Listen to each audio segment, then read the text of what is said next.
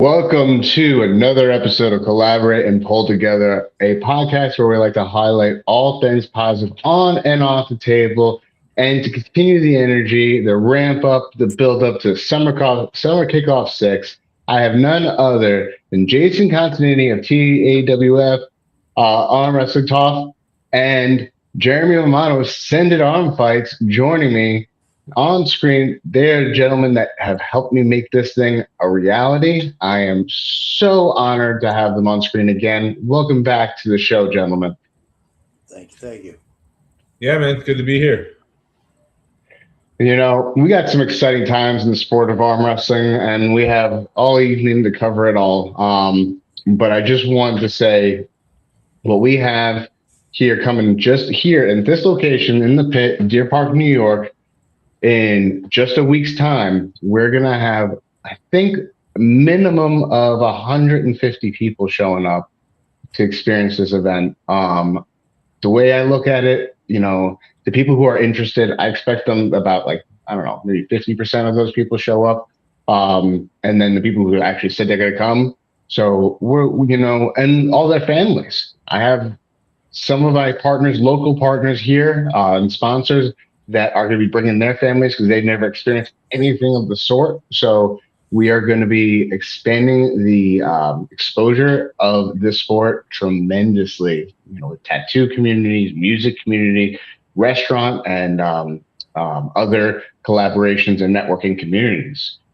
With that being said, I'm going to actually let you gentlemen tell me what role you guys have and let the audience hear what role you have with the Summer Kickoff. And then we're going to kind of snowball into what you guys are got working behind the scenes and we got coming up. So we'll start off with you, Jason.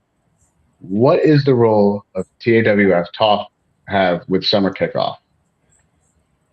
With your event, Summer Kickoff? Well, it's because you guys are using the MAC table and you guys are also using the no elimination format, so you guys are obviously in line with so many things that Tough does and that we're all about. So your event is going to be one of the main scouting grounds for, especially for the Long Island team, and so it's just probably one of the best places to get noticed by the right people if you want to be a part of one of the team rosters, again, especially most likely the Long Island roster. So it's we love what Dan is doing, and we love that he is supporting the table, the format, all that stuff, because we all believe that is something that is really going to push the sport forward, is just making it more approachable for everyday people, and also just giving pullers as many options as possible of opportunities to pull. So the more opportunities that athletes have to pull, the more likely they are to get the chance to make it the thing that they do as their sole focus, which I think that's my main goal anyway, is to grow the sport to the point where a number of athletes and people that are close to the sport are all making a living off the sport. Absolutely. I mean, with the format you mentioned, with the no elimination, how does one acquire one of these bad boys? Can you go ahead and break down how the format works? I've been telling everyone, but it's best to hear it from the guy who created it, right? How does the format work? How do you win your class as no elimination? I mean, there's a lot of the thing that I tried to figure out was I really liked the round robin format. With the first time I did a round robin tournament, I loved it. I was like, that's so much cooler than than a double elimination. Like, I got to pull everybody. I only won one match, I think, in my first round robin out of 7. But that was what I think I liked so much about it, was the fact that I got a chance to basically get my ass kicked by 7 different people that were all way better than me, and that gave me a lot of learning early on. So I always loved that format, and the issue with that format is you kind of have to have an agreed upon group of guys before you start a round robin. So that was kind of the first thing that led to coming up with the no elimination format was coming up with a style that would allow us to run a round robin format, but do it based on who shows up and who signs up. So the way the no elimination works is we wait, we find out who signs up. As soon as there's 8 people, as soon as there's more than 8 people in a weight class, then it gets split into 2 different groups. So if you had a huge tournament turnout, and let's say you had 23 people show up, so you'd have 2 groups of 8 and then a group of 7. You'd have 3 groups split up, and then you'd have all 3 groups run their own brackets, their own round robin. So everybody inside that group is going to pull everybody in that group once.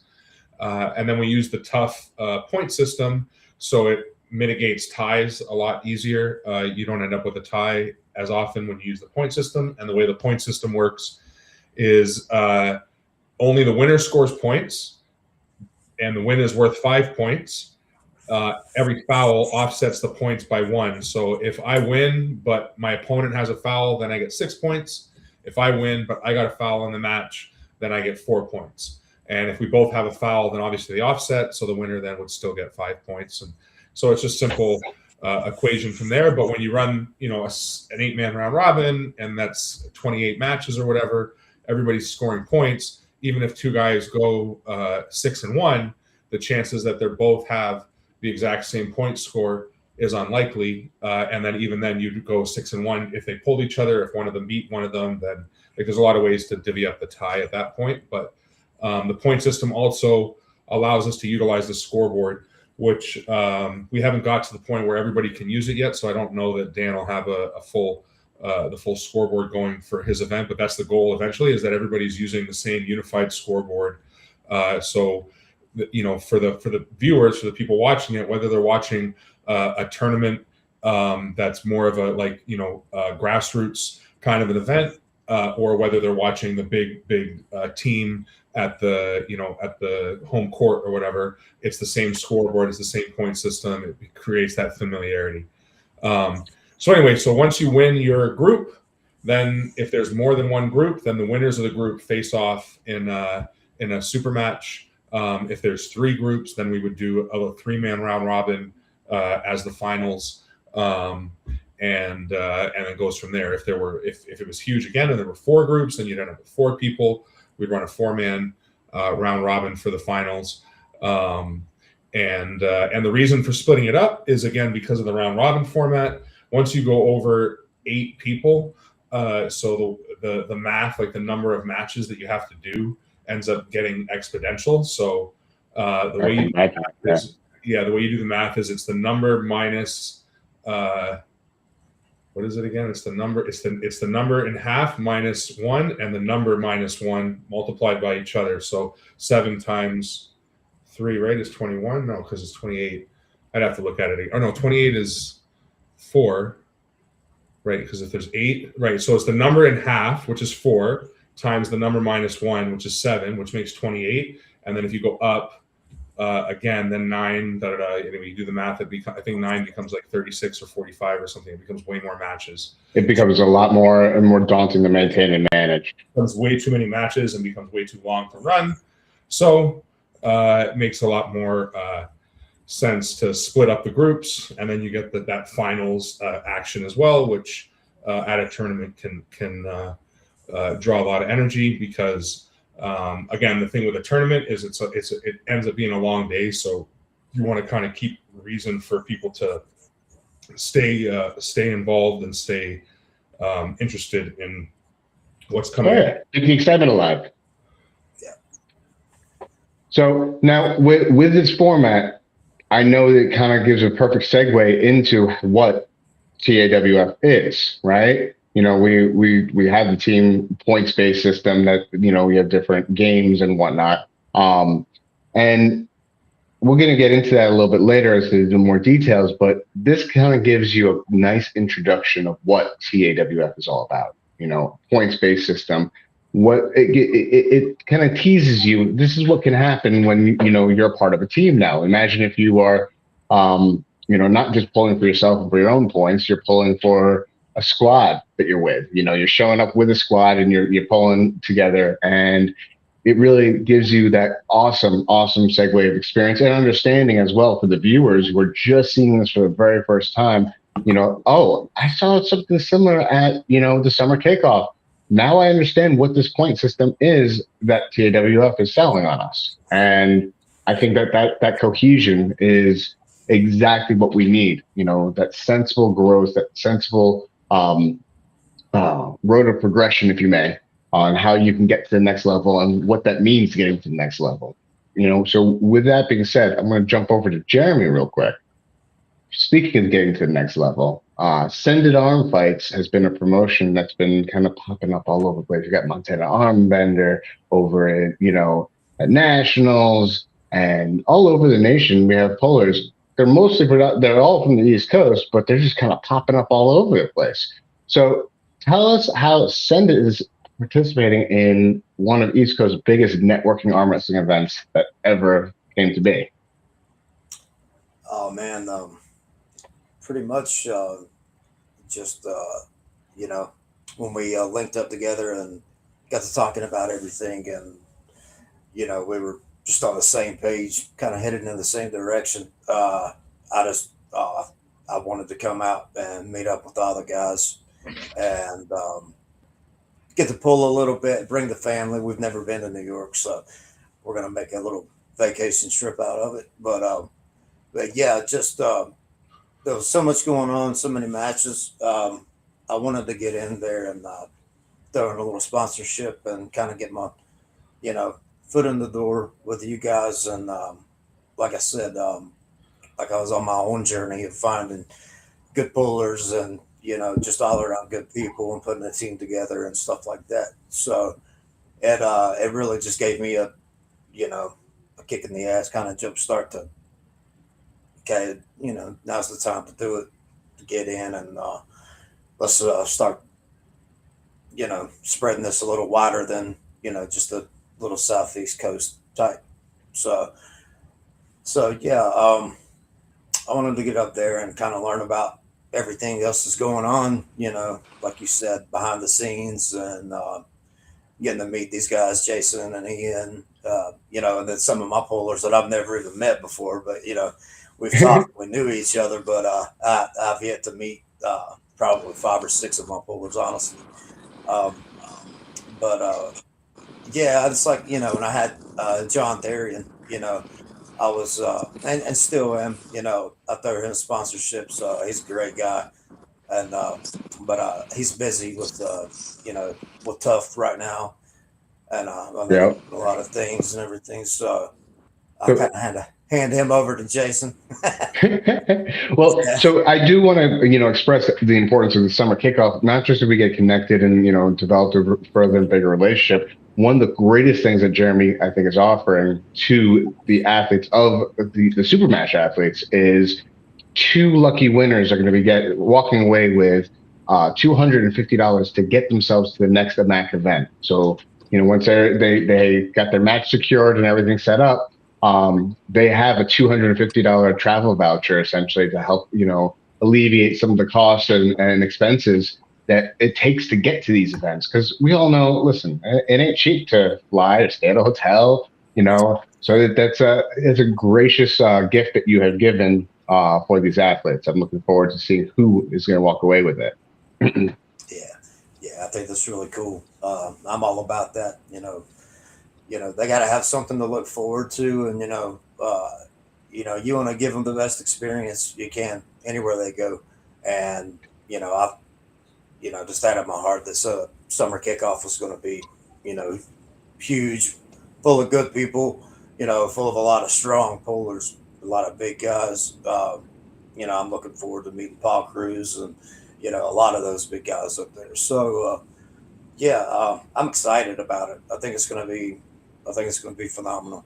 Uh, yeah, there's so much that I'm looking forward to, learning and getting to meet the people, just different atmosphere, different place, all different pullers. A lot of them, like I said, never heard of some of them and never got to meet a lot of them. But I'll be bringing one of my super heavyweights with me to see if he can do a little bit of work.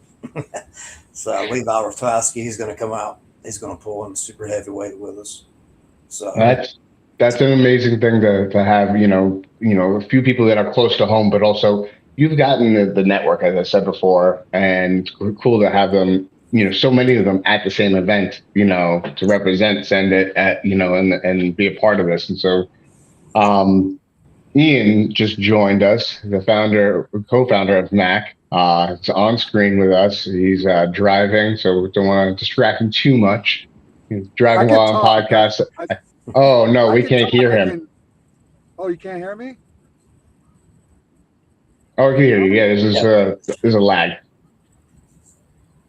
Oh, okay, yeah. It's probably We got you.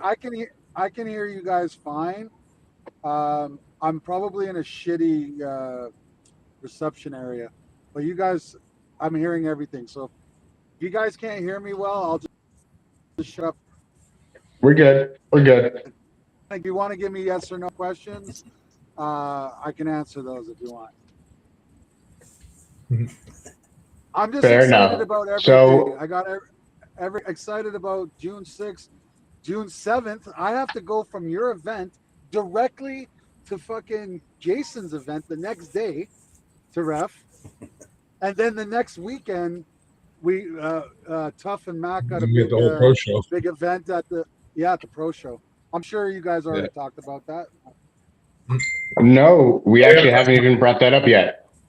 We're getting there. We're getting there. We still got a couple more topics to discuss with Summer Kickoff, because the one thing that I have yet to mention on any podcast is about early weigh-ins. Early weigh-ins, so everyone knows, it's going to be from 5 to 8 here at the pit. I will be posting the address in the event page, so if you go check on Facebook, the event page is Summer Kickoff 6 Mac Challenger Series, and it will be here on site. And then same day weigh-ins are going to be 10 to 12.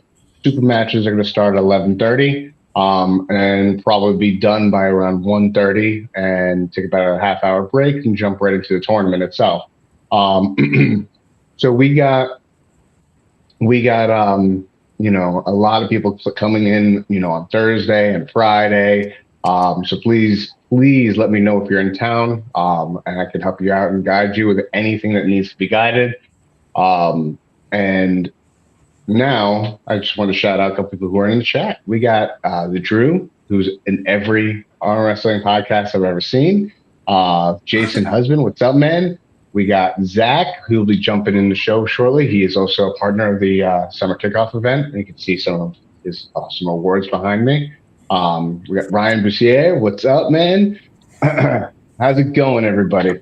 Thank you for tuning in. If you have any questions for anyone that's on screen, for any clarification, please feel free to shoot the message in the group chat. Also, Jason from Tough has mentioned all the rules and the formats of this specific event, of the no elimination format. That is also located in the event page. So if anybody has any questions about that, everything's written out and spelled out. And if you have any questions, please don't hesitate to ask us. The only dumb question is the unasked one, right? Yeah, exactly. So, Jason, what do you see being the biggest match? I know you're familiar with some of the pullers, maybe not all of them, but some of them. What do you see as being the biggest match of the day out of the 19 matches we have? Where at your event, the Summer Kickoff? Yeah. Yes, sir. I'd have to look at them to make a realistic call, but I mean, I know there's a lot of good ones there. I'm not super familiar with a ton of the guys from that area, but the guys I do know are I'm excited for. Who does Paul have a match? He does, right? Yeah, I sure. Paul Cruz is pulling Surrey Brown. They're the main event. Yeah, I think that's probably the best match, or the one that everybody's looking forward to the most. I am utterly excited about that match, to be completely honest with you. I think it is going to be, like you said, one of the best matches there. All right. What about you, Jeremy? What do you think is your match you're looking forward to the most? It's probably the same one. Yeah, same. Yeah. Yeah, Paul Cruz. Yeah, I think that's going to be a good one, man. I, I wouldn't bet. I wouldn't bet money on that match. You don't know who's gonna win, right?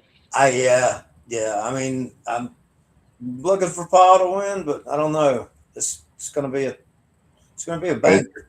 I'm hoping it's so. most certainly going to be a banger. I am full agreement with you on that one. I think that it could be anybody's day. Surrey's coming down in weight, and he's gotten healthier. He's gotten stronger, more connected with his style. And I mean, we all know Paul Cruz. He's king of New York for a reason, right? Yeah, So enough said there. I got nothing but respect and love for both those dudes. I mean, I am the guy who's hosting the event, so I can't really lean towards one person or the other. But I think it's going to be an upset for a lot of people. really. Oh yeah, I do. I genuinely do think it's going to be an upset. Ian, you know a couple of the guys that are pulling on this card. Who do you think is going to provide the best match?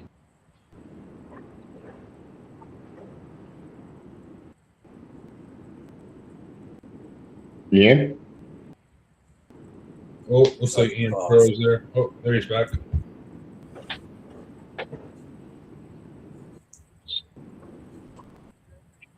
Ian, buddy, who do you think's the best match? Can you hear us? Can you hear us, Ian? No. There he goes. Yeah, he's out in the signals where he's driving right now are not great. So. Yeah. Yeah. All right. So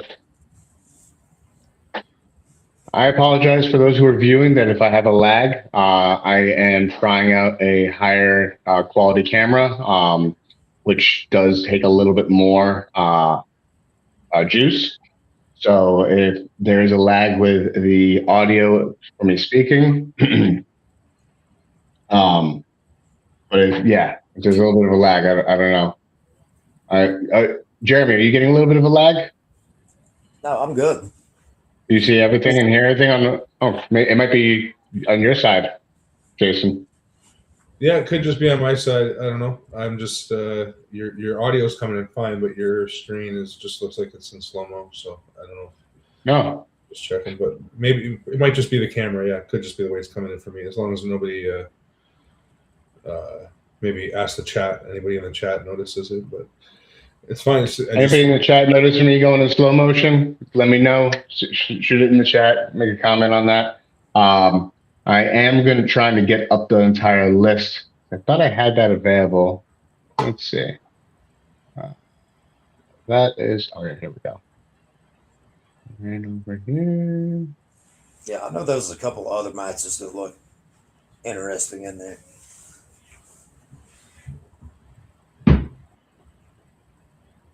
There we go. Let's save that. Yeah, she says you're looking fine, so it's probably just on my side. Fair enough. Thank you, Shiu. Your HDS. don't check out the nose hairs. Okay, here we go. I like having the list set up as here. Oh, who just joined back on? We got Zach of GripTools.com on screen. What is up, Zach? What's up, players? How's it going, man? We're just kind of going over the matches. We're about to actually. I'm going to move everyone off screen real quick, and we're going to go over some of these matches we got here. Let's do it. See if there's any names that that you guys recognize, or that you feel like that. Oh, that's going to be a good match. So everyone's really excited about the Paul Cruz versus Surrey Brown. That's our main event right there. I'm excited also of JJ Jackson on the card. I'm excited for every single one of these guys. Who am I saying? Who am I kidding? I love every single person that put on this card because, they all deserved it. They all earned a spot there. So So if there's anything that you guys see on this list, it's like, okay, that's a bad I want to attitude. see that match. Yeah, she already. Which one? That's probably going to be a good match. Yeah, Aiden Already Lemay, Martinez. Michael Hawks and Niles Anderson. Yep, that's gonna be a good one too. That's going to be a good one. Hell yeah! Hawks gets in on that one. Yeah, I'd love to see JJ Jackson straight up. Of course. I was just looking at that one. Yeah. That's what I want to see. I want to see JJ, his heart and the way that he pours into his business, his networking, how much energy he's got. He's like a revolving door. I just want to see what he brings to the table. I'm sure he's made of iron, but I just haven't seen him perform in, I don't know, a year. That's my bad, but I want to see him perform. I do too. I mean, Kevin's definitely been active, and he's coming off of a loss, so I know he's coming with a lot of fire under his belt. He's got a lot of experience under his belt too. He's been in the sport for quite some time. He was actually a part of Game of Arms. That's kind of how I got into the sport. So, you know, I'm not gonna lie, he's a bit of one of my local idols. He's a really good dude, just a nice dude, and strong dude as well. So it was an honor and privilege to have him on one of my cards. All right, so that's who we got coming up on the cards. You know, there's a couple of very exciting matches. Chat, tell me who you're most excited for. What's up, Candy? What's up, Shiyu? Before we jump into anything else, I do want to cover some of the awards that we got coming out. You know, for the super matches. Before I picked out any other award, before I spoke with anybody about an award, there was a gentleman that created something that really piqued my interest. You know, I'm a licensed massage therapist by trade. I work with my hands all day long, but I'm always looking to make my hand strength elevated to the next level, right? And I'm always trying to find a way to do so. And you guys know, I like to find people who have similar energy and enthusiasm for things. And I met this guy, Zach, over at first time I spoke with him online, I saw his grip deck, but then I met him in person in Chicago, and I was like, this dude's the real deal. And he and I had going back and forth, building this beautifully created grip deck grip tools with a Mac logo inside of it, custom made for Summer Kickoff 6. This thing's amazing. It can go on a handle, which I actually happen to have right here. I know he just recently got a newer handle that gives it different vectors, but this can go on the handle. It's a quick release handle. It comes with spacers, comes with extra bands. This man thinks of everything. So if you win your super match in Summer Kickoff 6, you will be getting a custom. Oh, look, there he goes. He's displaying it right there. Beautiful.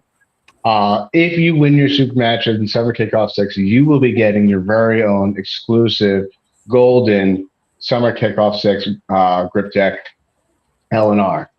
This thing is amazing. I love it because it really does. You know, when you're using one of those grippers, right? I don't know if anybody uses like the Country Crush or whatever, you know, whatever type of deal. Your hand wants to kick back usually, but this, because of how it's made, your hand, you don't feel like you want to kick back. You want to cup it in, and then now on the handle, you want to cup it in even more. And it's just, it's just like, it makes you want to arm wrestle more, makes you want to, you know, train properly, train a little bit better, train a little bit smarter. And so I am grateful that you know, he is a partner with us and providing this. It's an amazing tool. You know, I will say we've had a few matches that are not making it to the event. So not only will you be winning one as a super match winner, but you enter the raffle, you have potential to win one as well. Nice. So, and the raffles are going to go towards sending Team USA, myself, Shiyu, and I think one of our other guys who's from New York. They're going to be the first round of fundraising for Team USA to go to Japan this year. And then on top of that, the other half of that raffle is going to go to my son's Boy Scout troop, who, you know, they're a local troop here, Troop 399. So I'm happy to help them out, you know, with any of that. I'm not keeping any of it. It is going completely to the trip and going to the troop. So I'm really excited about that. Now, after I spoke with Zach. I was like, you know what? I want to do a little bit more. That's a cool functional award, something that you can use, you can carry with you. You're probably not going to want to leave it on the shelf, right? You're going to keep it in your hand, keep it in your car, keep it in your workplace, whatever it may be. So I decided to come up with something you can hang up on the wall or put on your trophy shelf. This is a light up plaque, which it lights up different colors. So if you win your super match, you can also earn one of these bad boys. Is that 3D printed? Yes, it is. So does it have a printed cover over the front of it then? Yeah. Yeah, that's sick. Yeah, that's great. That's great. So it's a nice 3D printed plaque that you can put with your trophy shelf or hang it on the wall. Because it does come equipped with a little eyelet right there, and it's LED. So it will stand out amongst your trophies and awards. So, Zach, I'm looking forward to everything that's happening on June 6th here at the Summer Kickoff event. And I'm sure everyone else is, who's on screen, who's following us, who's watching us. But that's not all that's happening on June 6th. June 6th, we also have, I'm going to go on and say this is an arm wrestling national holiday, right? Yeah. This thing does not want to stay still. There we go. We have a arm wrestling national holiday that I think the entire North American world of arm wrestling is exploding. We have East vs. West, which Zach is a sponsor for. We also have Arizona State, which is also happening to be at the extended pass of the East vs. West, which is amazing to have that kind of partnership. We will be live streaming that as well here. I have a couple of TVs, so I'm going to try to have them all streaming it so everyone can still view it. You're not going to miss a thing. You don't have to be looking at your phone and looking at the matches as well that are occurring here. You can actually be able to see the matches in the background while you're watching the matches. So,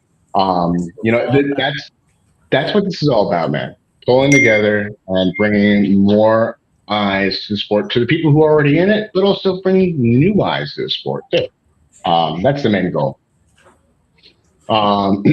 So, where was I going with that? Arm wrestling national holiday, June 6th. Yes. Everything that's going on.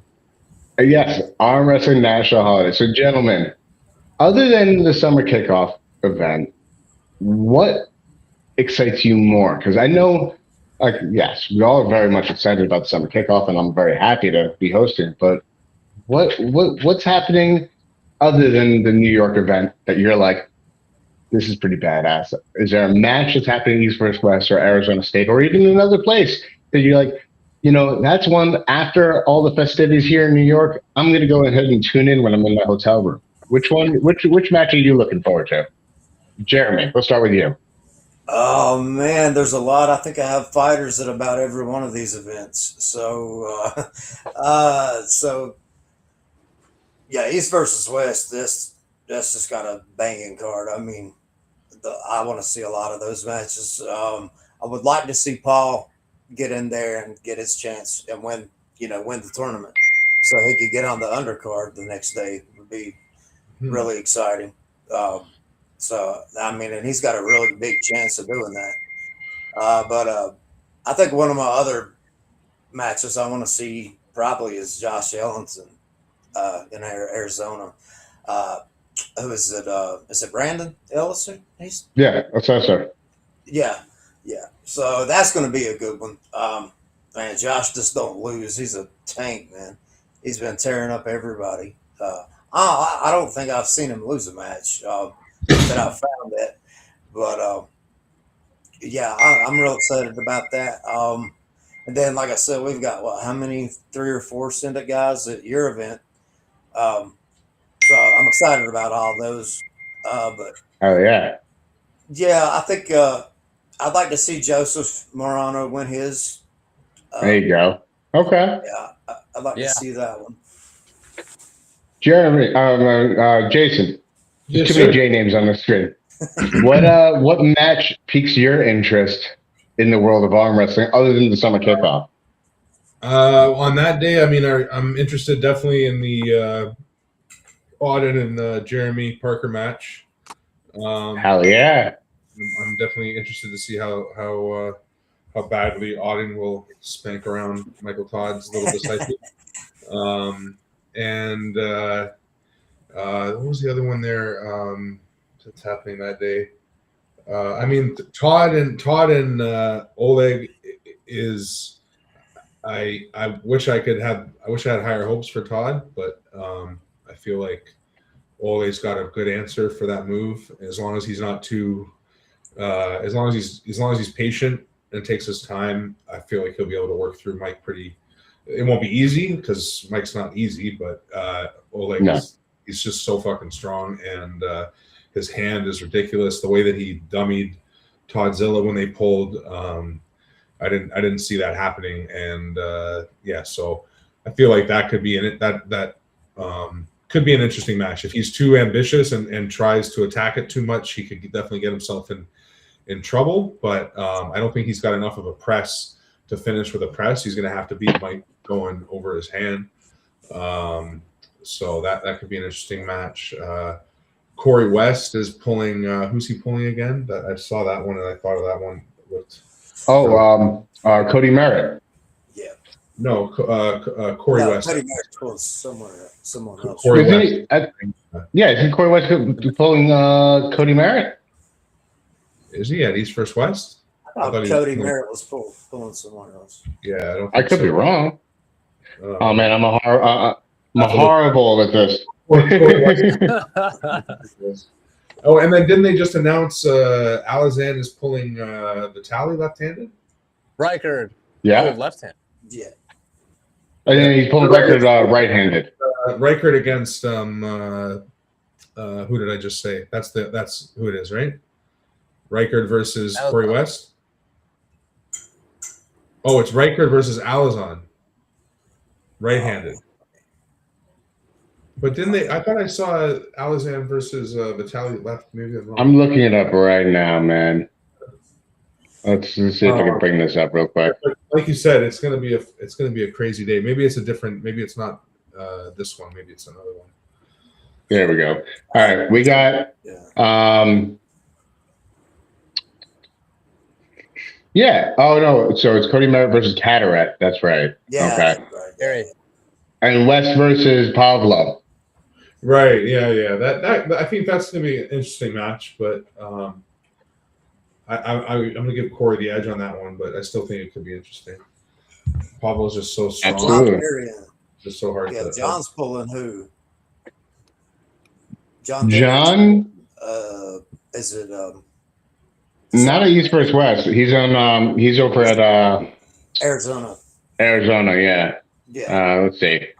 Bring that up. Oh man, I wish I brought those up. I should have brought those up. I'm sorry, gentlemen. Yeah, that's okay. I think it's either Brandon or oh no, he's pulling oh gosh, what is his name? Wild man. I can't think of it. Is it Ryan Bellstrauss? Oh yeah. Velastros, yeah. Yeah, that's right. That's going to be a good one. That's going to be a good match. Ryan Velastros, yes. That's going to be a great match. And then we got Tim Talmadge going against Brandon Sesser. That's right. Yeah, Tim Thomas. I had all those names that I can't remember. I feel like Sesser's going to. Is that right? You think Sesser's going to win? Yeah. I don't know, man. I'm not selling out Tim yet. I think Tim... I mean, I think Assessor is the favorite on paper, but I think Tim has some secrets that he can put out there. It's a match for a reason, but I mean, yeah. Is it right-handed or left? It's right-handed, no? I think it is right-handed. Let me just double check that. For that, I feel like El Cesar's right. He's back from his injury now, and I feel like he's really back. So. Okay, it doesn't say on the card, so that was another one that's going to be interesting. Yeah, and Toddzilla and Stoika Bogdan. That match I'm excited for. Yeah. because I think that that's going to be a very, very telling match. We all know how good Todd is, right? But we don't know like what the level of Stoica really. I mean, Stoica, we know we've seen him recently with Nugo, right? But will he be able to outlast Todd? I don't know.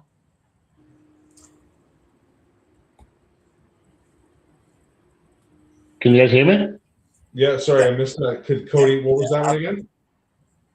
Bogdan Stoica versus Todzilla. I think Todd's got him probably. I don't know if he can. Todd's got a lot of stamina. I mean, Yeah. I think he does. Like, I mean, Bogdan. I think Bogdan's got it. He's stylistically got a lot of options and stuff, but I don't know if he's faced the kind of power that Todd's going to bring. Yeah. And then obviously another match. Another match is Courtney. Courtney's match is obviously one. Oh yeah, that's right. I don't know much about Courtney's opponent. Do any of you guys know? I've seen some highlights. She's obviously looks like she's really good, but I think that Courtney's got a level of power right now that is. I think it's yet to be tested on the table. Like she's just been running through people, and I feel like the last time she was tested at all was against Daniel Evanson. Danielle. Yeah, thank you. Yeah, Danielle. Yeah, she and that was a big win for Courtney, and I feel like that was kind of where she broke out of her shell, where she realized how good she could be, and her trajectory since that match has just been like straight uphill, and she trains like a beast. If you saw some of the numbers she's doing in the gym, you wouldn't believe it. So yeah, I feel like it's going to be. I mean, I heard the podcast, and the European girl's obviously super confident. I be prepared everything I need to be ready when, but I don't think it's going to be a good day for her. I think Courtney's going to be she's just bringing a level of power to the table that I don't think the other girl. Not that she hasn't seen or anything. I just don't think she's expecting it. Courtney looks strong. She appears strong. When you see her pull, it's obvious she's strong. And then you grip up with her, and you're like, oh, you're that strong. Like a Merlin strong, yeah. Yeah, and like I said, like that Danielle match, it's like I think every time, I think part of the kick for Courtney is surprising herself. So if she does run into something that's a challenge, I think that's only going to bring more out of her, not less. Like she's not somebody who's going to cower to the fight. She's going to stand up to it. So I hope that's a challenge. I hope it's a bit of a hard match for her, because it might even not be. It might be worse for her if she just runs through it. I think that she's somebody who steps up to a challenge more than just likes to dominate. So. Yeah. So we got Jody Williams in the chat tuning in, saying what's up to everybody, and giving hats off to everybody that's on screen. Thank you very much. Much love and appreciation to you, man. If you guys don't know it already, but Jody and I have started a new show. It's only a once-a-month show. It's called Coast to Coast, where we cover everything, from the East Coast to the West Coast that we can. So if anybody has anything that they want to be covered in between, please feel free to send me or Jody Williams a message. Be happy to, shed some light on those situations. Or you could even send a topic discussion, because we hatch it all out there. We leave no stone unturned. In your opinion, before we get into what's next, we know what's coming. We know it's just a week away. The excitement's at an all-time high for the sport. What do you think is this the indicator that we are right there on the precipice of something great within match sport? Zach, we'll start with you. In reference to what? I'm sorry, on the last portion of your question? So with everything that's happening within this next week in the sport of arm wrestling, do we think we're on the precipice of something great happening for us all? So I can be actually kind of pretty open about this, because I'm a regular, pretty average arm wrestler. I'm a small business owner, and I'm super, grateful to be like big on networking. So in those three areas, I can say as a regular wrestler, I look left, right, down the road, behind me. Arm wrestling has it. We arm wrestle on the beach in public in Milwaukee, Wisconsin. We arm wrestle just over the border in Illinois. In every town, there are guys arm wrestling everywhere. They all know about all these events. New York, I mean, I shout to the rooftops whenever I do something that I'm proud of. So as far as a regular guy goes, I look everywhere. I can arm wrestle any time of the day. So that's what, just from my own, experience. But as a small business owner, I have more opportunity to generate some type of a income for my life. And so what it allows me to do is dump into the sport. My passion, enthusiasm, and my abilities, I can dump into the sport because it is growing, just like you say. It's more proof that I have the opportunities that I have than anything. So like I have so much opportunity working with you, working with JJ, working with Robert Baxter and Dexter and Jocelyn Brisson in Canada and Nathan Williamson in Texas. And anywhere you look, business is thriving. So June 6th is interesting because I got myself in a bit of the weeds with Daniel Schwartz. Well, he knows I put myself in too many physical places at the same time, and it's somewhat of a grateful thing to be part of. But I'm part of East vs. West, and so when you talk about the growth, I've got people that have never arm wrestled that are tuning in, buying pay-per-view, and not 10 or 20, probably more than that. My post just mentioning East vs. West is getting more engagement than ever, and that's by no action of my own, but really because of I think the level of the sport that we're trying to adapt to. So, Daniel, your angle alone, okay, the light in which you're seen by new viewers and by current followers, you're getting better and better and better. So even people like myself that feel like a small fry, I'm feeling the need to up my merchandise, my materials, my speech, my networking. There's something about the actual growth that's actually really happening that will pull the best from all of us. And everywhere I look, man, I'm an average arm wrestler, but I'm kicking ass too. Everywhere I look, we're all kicking ass. And so it's bringing the best out of us. And I think that's really the best thing. And June 6th is just one example of 10. I mean, I got invited to the Hainoski Memorial and to OHH Day in Canada by Matt Oliver. And he's like, dude, please come out. We'd love to have you over here for this. It'd be a great event. I'm like, I can't. I'm doing a Hainoski Memorial with John Hainoski. It's a blessing. When you ask me what I think about the growth of the sport, you're getting a super biased opinion. I eat, sleep, and breathe this sport, this industry. And it's been nothing but just like so fulfilling in every single way. So I'm super biased. I couldn't have said it any better myself, man.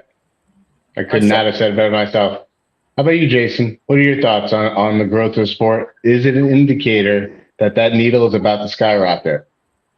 I don't think that we're at like some special moment where we're about to have a great breakthrough, but I agree with everything that Zach's saying. I think that the sport is on a steady trajectory up, and that's obvious. It's more and more familiar.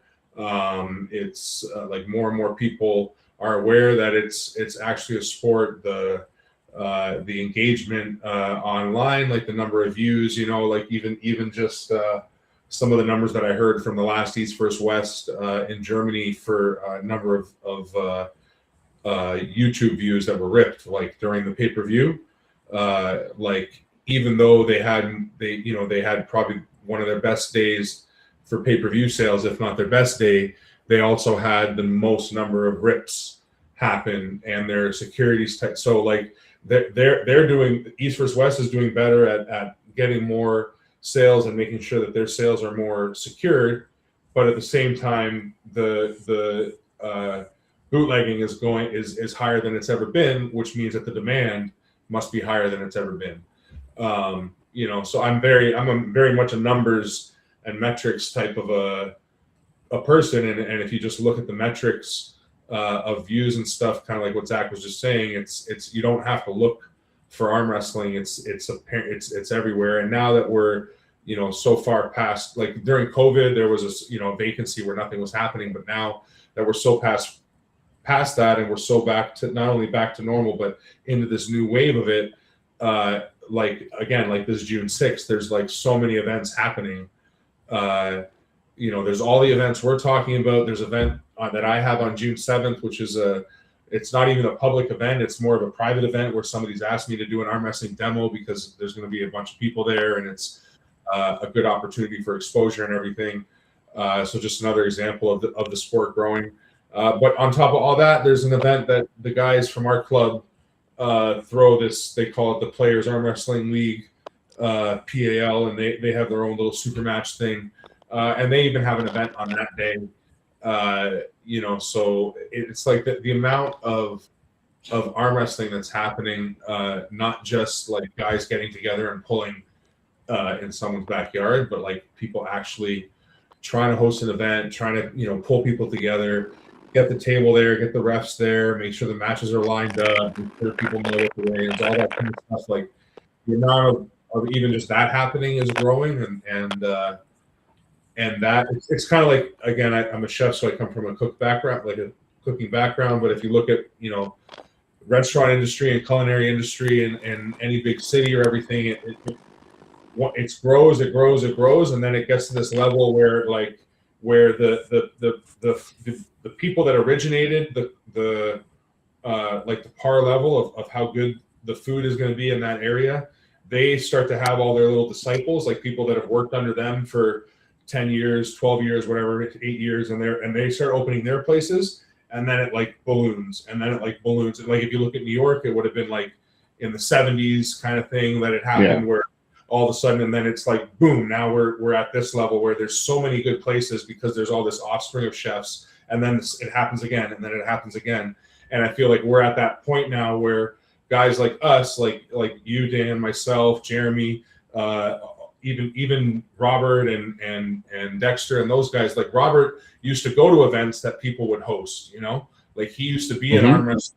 There used to be a promoter that was the best promoter at the time, and he's seen that and seen what it takes, and now he's trying to do the next thing. And like same for me, like I when I got into the sport, I knew about Mike Gould. I watched Mike Gould classics. I saw what the sport, like what people used to do, and that's what I want to do, and now I have something to grow off of. It's like you need like once people lay the groundwork, you have something to learn from, and once you have that to learn from, it's like your starting point is higher than their starting point was, so your end point gets to be higher, and then hopefully you can pass that on to the next group, and their starting point is higher than yours, so their end point is higher, and so on.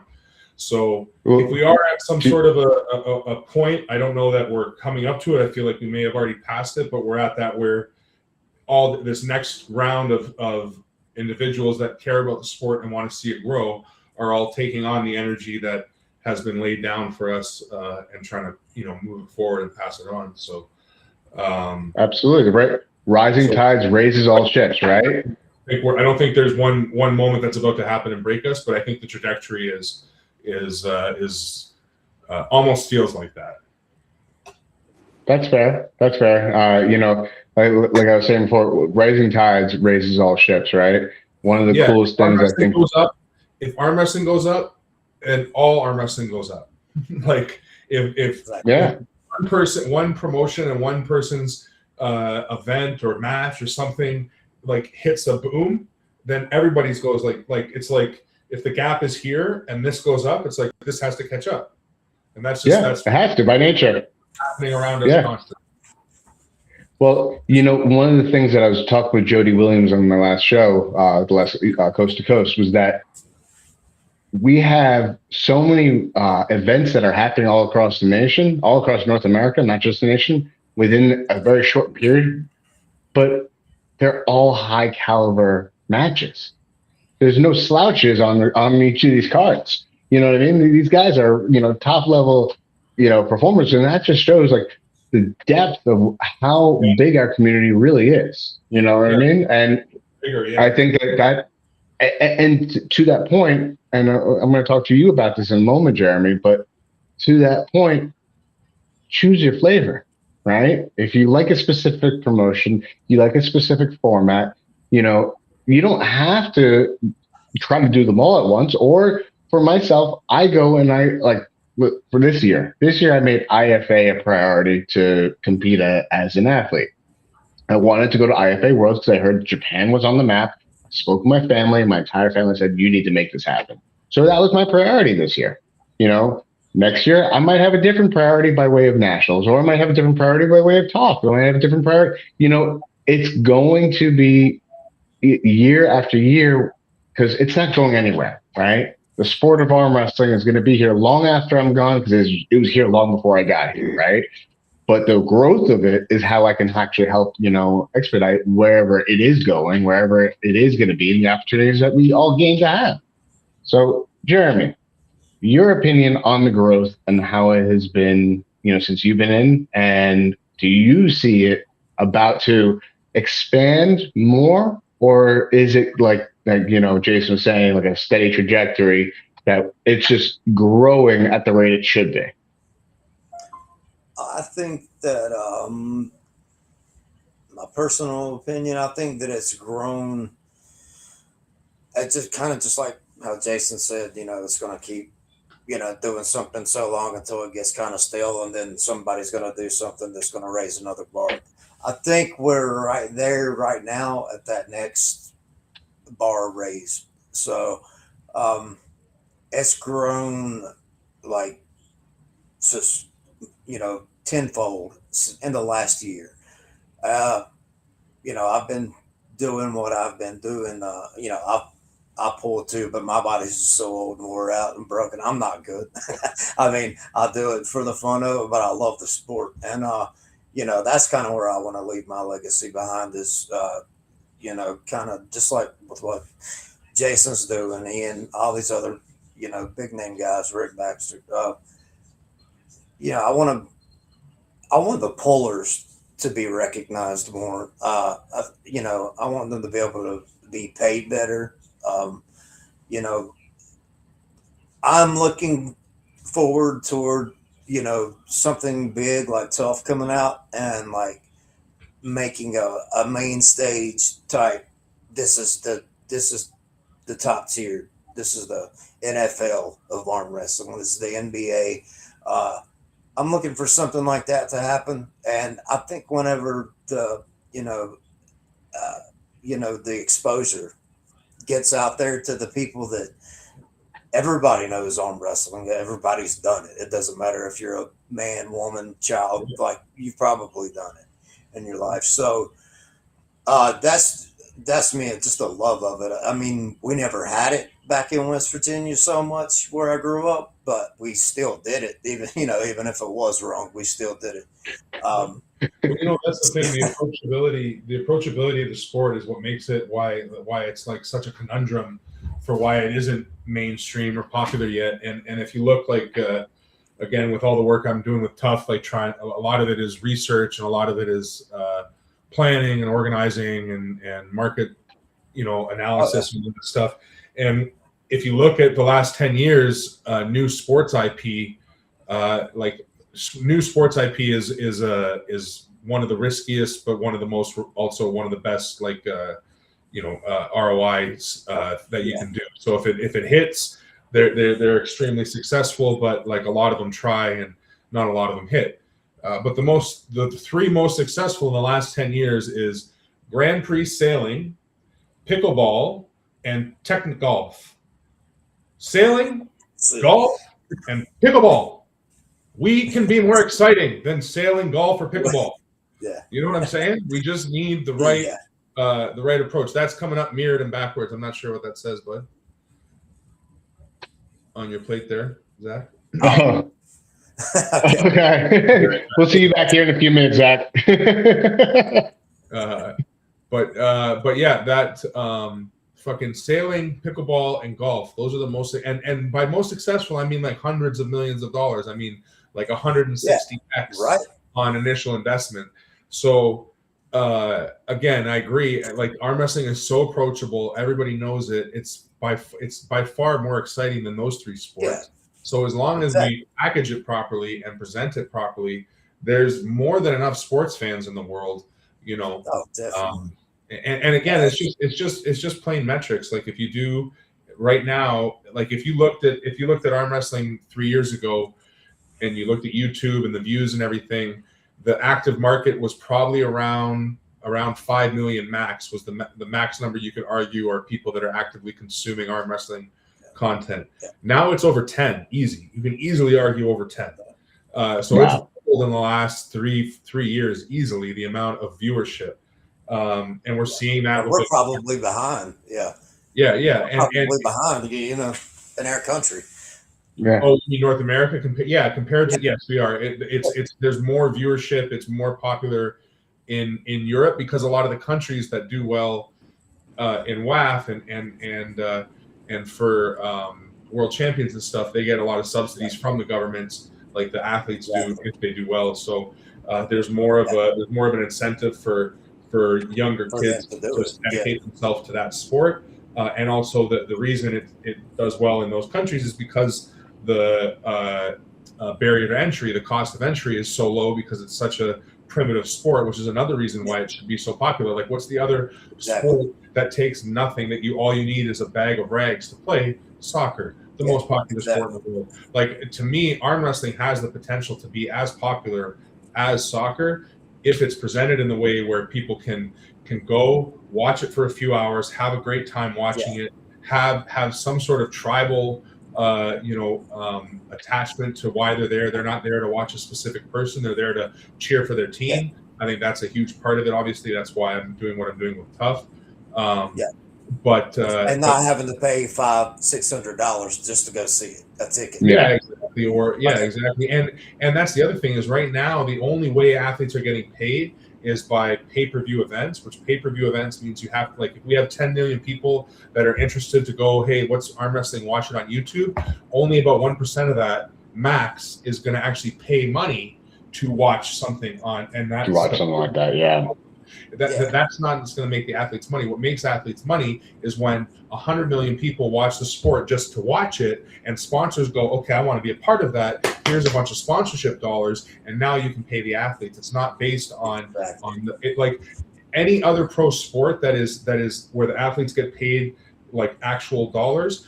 The people paying the athletes are not the people watching the sport. It's the sponsor paying the athletes because there's so many people watching the sport. You get what I'm saying? So our sport is based on who's willing to pay to watch it, and that's the pool of money we have to pay the athletes and to pay all the promoters and all the people and that run it and all that, which ends up, like, as all of us who have tried promoting things, because there's not a lot left over. It's a very a zero. It's not a very cost-effective way of doing business. And I want to actually speak on that a little bit about the sponsorship versus partnership, right?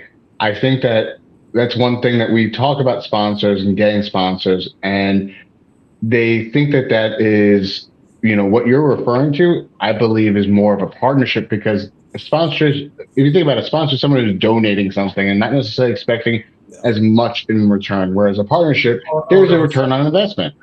I have to push back with you on that one. A sponsor in the real world of sports pays for impressions. They pay for viewership. So they're willing to give you money, not for free, to know how many people viewed your product and watched it, and then therefore saw their product as attached to your thing. So now in our world, it's people going, you know what, I love what you're doing. Here's a gift of $500, but they know they're not really getting anything in return because we don't really have recordable viewership yet. But that's the point of getting to broadcast and getting to the point where we've got people that just want to watch it and consume it to consume it, and they're not consuming it because they're super fans going to pay for it. And once we get to that level, and that's even sponsors that are like, if I'm a sponsor and I'm paying for a pay-per-view event, I know that the viewership for that event is still people that are paying to watch it. So it's like, it gives me less reason to sponsor it. Like, nobody pays to watch the NBA. The NBA is just on TV, right? Yeah.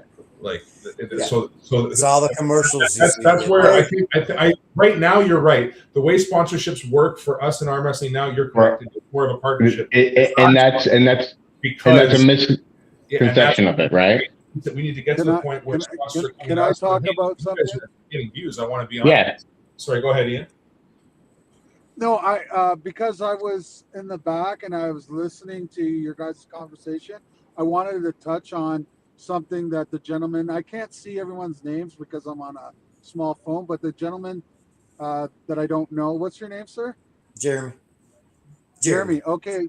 Jeremy, you touched on something that was really interesting, and it's literally like Jason and I's mission. And that is like the evolution of the sport and like putting asses in seats and eyes on TVs. Like, what is the next thing that's going to come up? And I'm telling you right now, have you ever actually been to a MAC event? I have not been to a MAC event. Are you going to be there on June 6th? Yeah. Yes. Yep. Okay.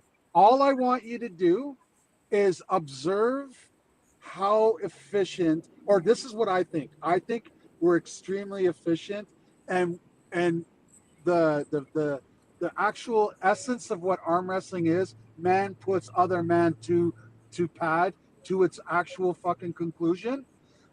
I want you to tell me what you think at the end of that, okay? And tell me how exciting the matches are. Man, I just did a little thing. We call it club raids up in Rochester, New York. Wait till you see the Peter Branna match. Okay. Yeah. Like, I know if that was on a WAF table, it would have been interrupted about 60 times. Okay? Yeah. And we wouldn't have gotten it. Yeah, that's a great example of a match, Ian, because you're right. That match, you never would have seen that match finish on a WAF table. It would never have happened. Never have okay? finished. And we actually have shirts coming out saying you wouldn't see that happen on a MAC table or something like that, you know? That wouldn't happen on a MAC table, right? But then when you take like the Jason thing, like the tough is even like it's super efficient, very fluid, right? But it works. MAC and tough works like a perfect symbiosis. Do you understand? Like you have the team version of arm wrestling and the individual version of arm wrestling working together. We're about to share a massive stage on the 14th of June. I can't wait. I hope you get your link and watch that. Oh yeah, definitely. I'll be on there. Watch how tough wastes no time. Okay, zero time wasted, right? Because, well, did you explain, Jason? Because I'm a bit late. Yeah, we talked about it. Yeah. We didn't really talk about tough much, but we talked about the points and like the point system. Yeah. We're gonna actually, we should jump right into it and talk about June. So June 6th is going to be the holiday of arm wrestling, and then after that, there's going to be even more arm wrestling that's happening, and a really massive event that is taking place. I do want to take a quick nod to Jody Williams' fundraiser, which is happening June 13th. I will be there in attendance, facing off against Peter Lalande, and I'm feeling as ready and spicy as ever. It's why I can't be a part of what's happening on June 14th. And in Canada, they're pretty much their Mr. Olympia style level of fitness community is going to explode because they have having arm wrestling on the main stage. So tell us a little more about that. Yeah, so it's sure. The Toronto Pro Show is it's kind of like our like Canada's version of the Arnold's, and it's definitely the biggest fitness expo that we have in Canada, and probably one of the top, I don't know, maybe top 5 in North America that happen. So there's going to be it's a big bodybuilding stage. It's a huge fitness expo. So it's tons of influencers, tons of talent, tons of people there to obviously watch the bodybuilding and everything. And Mac and Tough we're sharing a booth, which I believe it's really well placed near the main entrance. Where we're going to have a table and a screen and be just interacting with attendees and everybody throughout the whole weekend for Saturday and Sunday. And then on Sunday, we've also got the main stage takeover happening where we're going to be doing Tough is going to be hosting a 3-versus-3 tournament. So we've got the 4 Canadian teams filled out with 3 people on each team. and they're going to be going. It's Calgary versus Toronto in Game 1, and Montreal versus Vancouver in Game 2. And then the losers will play each other for third place, and then the winners will play each other for fourth place.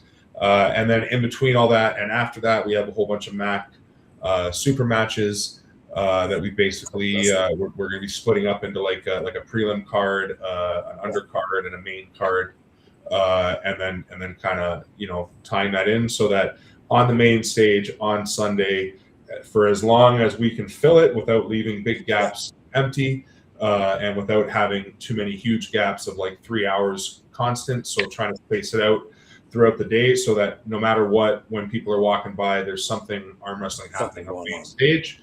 So we're going to pace it out like that. That's kind of the plan of how we're structuring it.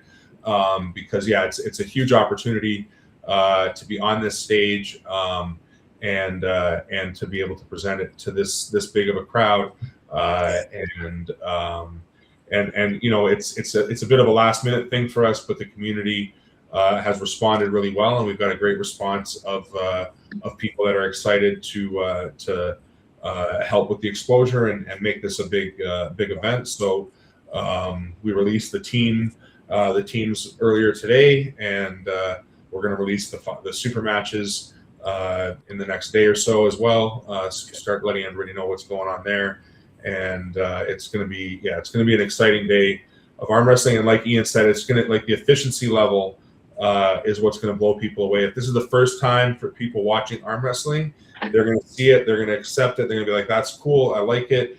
If they go and watch another form of arm wrestling, they're going to be like, "Wait, what are you doing like that for?" And then arm wrestling before is going to come to is going to see our thing and be like, "Wow, that was fast! What? Oh, and that finished on a pin. Oh, that's interesting. I didn't see that last time." And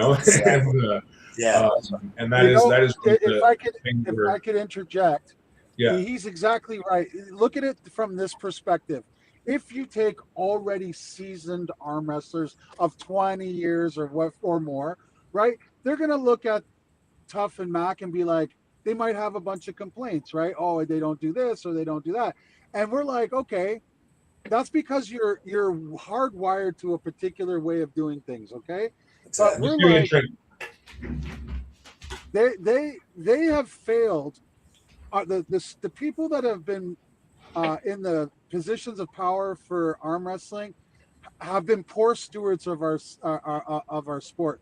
In the attempt to get us into the Olympics, they have regulated it to death to the point it's not entertaining at the professional level. Okay, it's not they've taken the essence of real arm wrestling, which is put man's hand to pad, okay, in an exciting, dramatic fashion, and have tried to make it so they can appease the whatever body, OAC or whatever, IOC or whatever.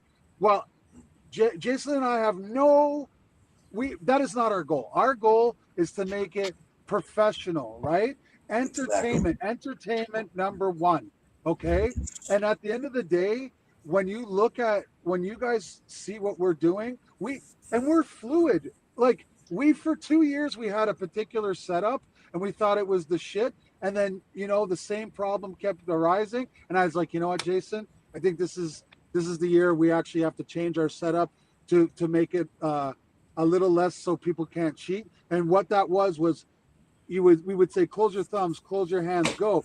But people were closing their hands and cupping at the same time, right? And referees weren't catching it. So we made an adjustment. It looks a lot like it's like a hybrid of what we used to do and a referee's grip, except we close everything together. There is no I close first and then you close. It closes together, and then we hold it and we say, don't move, go. And the referee, while holding it, is going to know if there's loading and all that jazz, right? Oh, yeah. So we just looked at it from this perspective. You can be right all the way to bankruptcy, okay? Like, if you're a purist and all that stuff, fine. But that's not our intention. Our intention is to get people that are like-minded with us and that like entertaining and some form of combat where you can walk away and you don't have a fucking head injury. You know what I'm saying? Guys Yeah. can go to war and fight and entertain, and they're safe.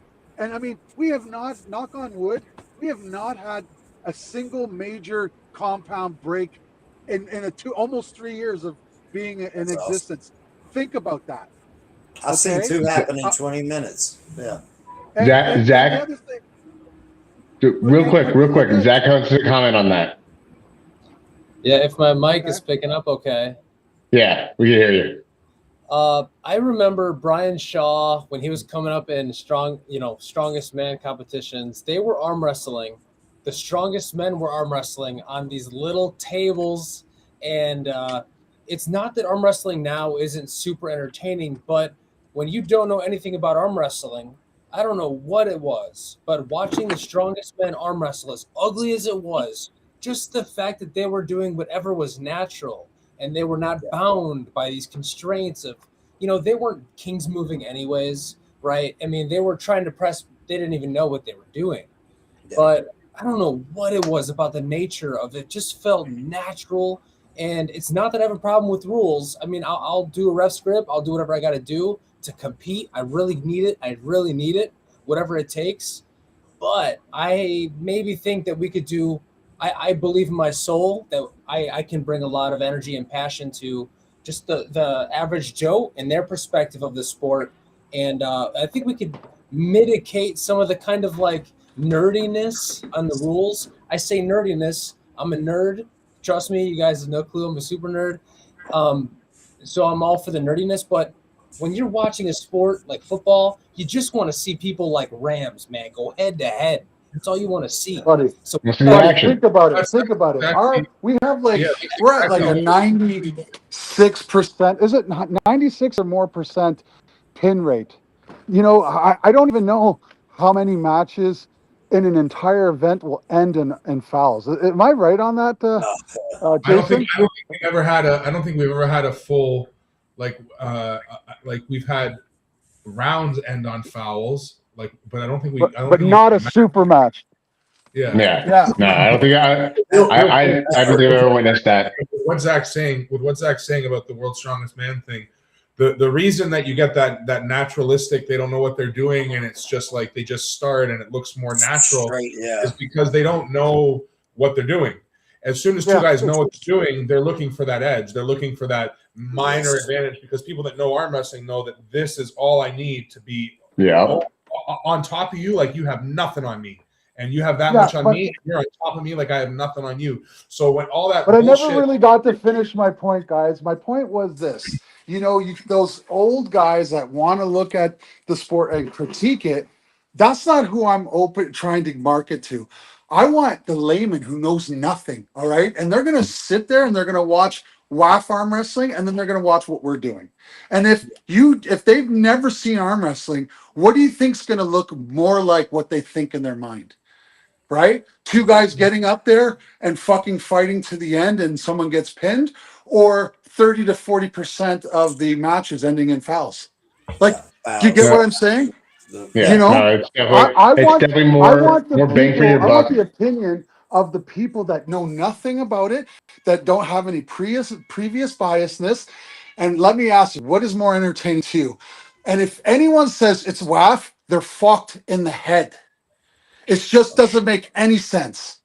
Like, that is a complete lie. Am I shitting on WAF? No, you like WAF, you like the super strictness, you like the nuances and all the gamesmanship. Fine. I did it for 20 years. In fact, I'm a better WAF arm wrestler than I am a Mac. Is that true, Jason? Mm-hmm. I'm more successful at WAF style arm wrestling than I am at Mac. And here's why. Because I cheat like a motherfucker in WAF. I know exactly what to do. And because I'm such a cheater, I made rules against it. I just want to know who's better when you say go and everything's fair. Yep. No, you know what? You get more bang for your buck for the sport you want to watch, right? We want to watch people arm wrestle. I don't want to watch I don't want to watch a match that's going to take about 18 minutes with only about 2 minutes of arm wrestling. I want to watch. If I want to watch 2 minutes of arm wrestling, I want to see 2 minutes of straight arm wrestling, and that's it. Our biggest fear is we have 12 hours on stage, and because we're so fucking efficient, we're actually concerned that we can't fill up the time. Think about that. That's like the Exactly. opposite. That's the opposite Yeah. problem of every other tournament. Oh yeah, Yeah. it's a good You know? good problem to have. It's you know what, like I'm sitting here thinking, do I actually have the day enough filled because I have 19 super matches. I got the no elimination. I added an overall after the no elimination, and I'm Oh. sitting here thinking, do I want to add more? Buddy, you better get some And- more referees because I'm not doing all of that. Come on now. No, I'm a no, don't fat worry. I old got man. we're actually I'm going to create a chat for us all that are going to be refs. But so gentlemen, I do want to shout out a couple more people in the chat. We got Tim Bushy, who's going to be on the card, and then we got Lewis from Puerto Rico, who's going to be coming up from Puerto Rico. And because of that, I want to share. We have the largest contingency of Puerto Ricans coming to the continental United States for any event in the nation showing up. We have, I think, about 10. I know I knew about only 8, but then I found out about like 3 or 4 more. 10 or 12 of them are showing up. So, like that right there is excitement in itself because I'm half Puerto Rican, and so like a little shout out to my heritage and being proud of where I come from. Like they're going to come here and celebrate with us, type of deal. And if you've had Puerto Ricans at your event previously, you can attest this. There is energy from these gentlemen like nothing else. They bring fire, they bring soul to the sport that I got to tell you, rivals going up to even Canada. I was an Ottawa Open, and I would say as many people as they had there and the energy that was bottled up in there, there's less people in Puerto Rico, but they match that energy and then some. So I'm That's looking awesome. forward to having them here. I can't wait to see people showing up to our events that have never been exposed to it, you know?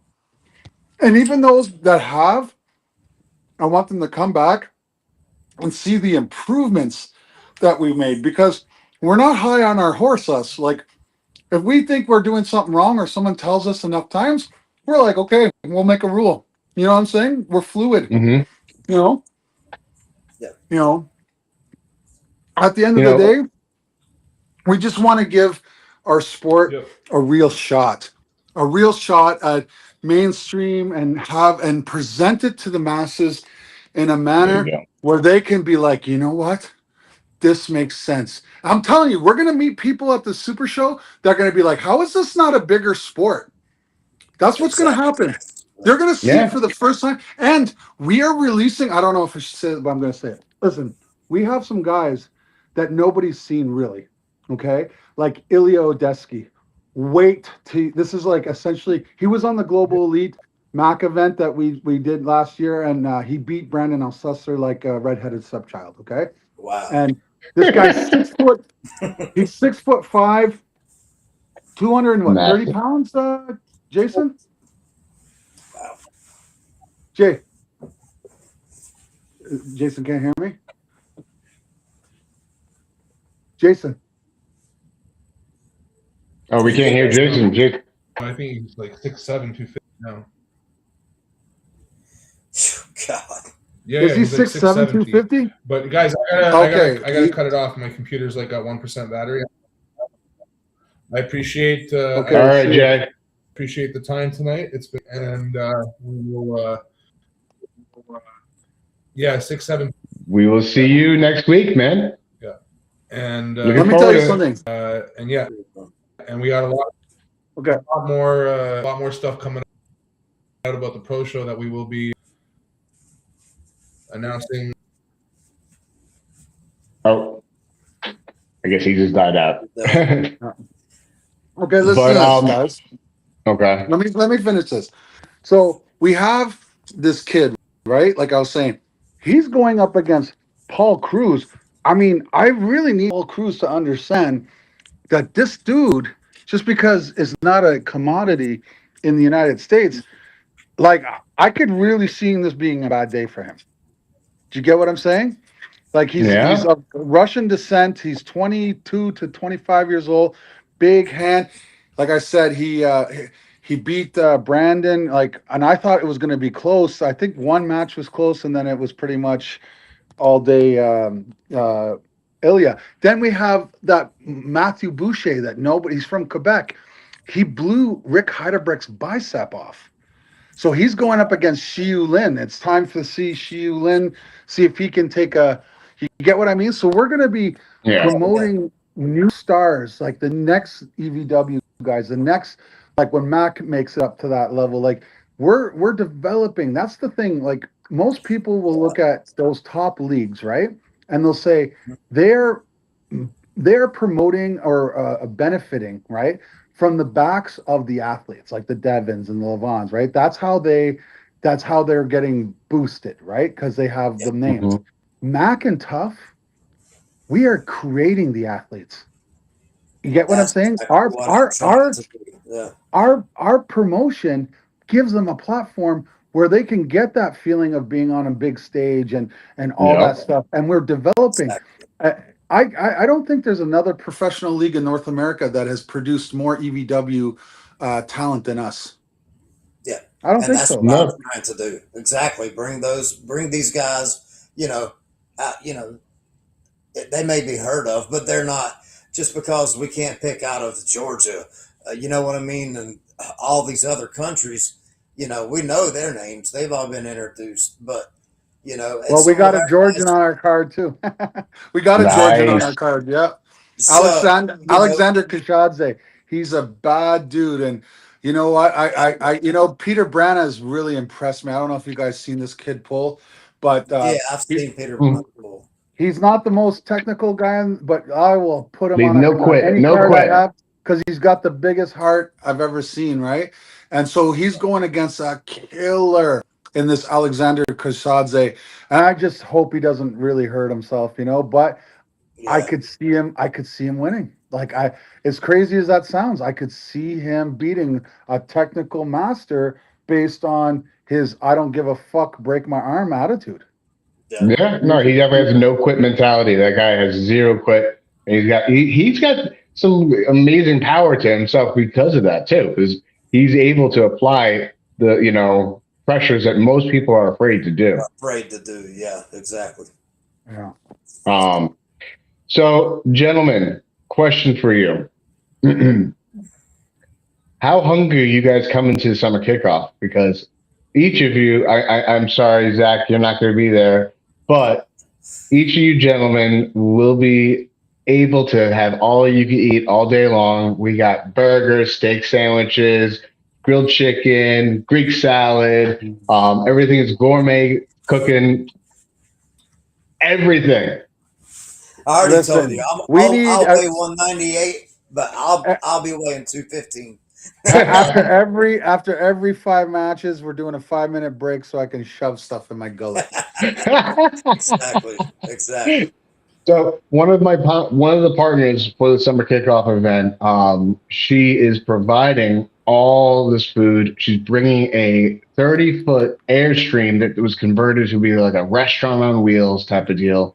Everything's gonna be cooked to order, and she's gonna be providing ice cream, snow cones, pretzels, you name it. So it's going to feel like a little bit like a carnival type of deal, because we also got some family friendly events, because one of the other people are going to be bringing one of those giant inflatable axe throwing walls with a giant inflatable target board. So if you got your kids coming, we got something for them. We got, they can win some prizes for participating and being a part of it.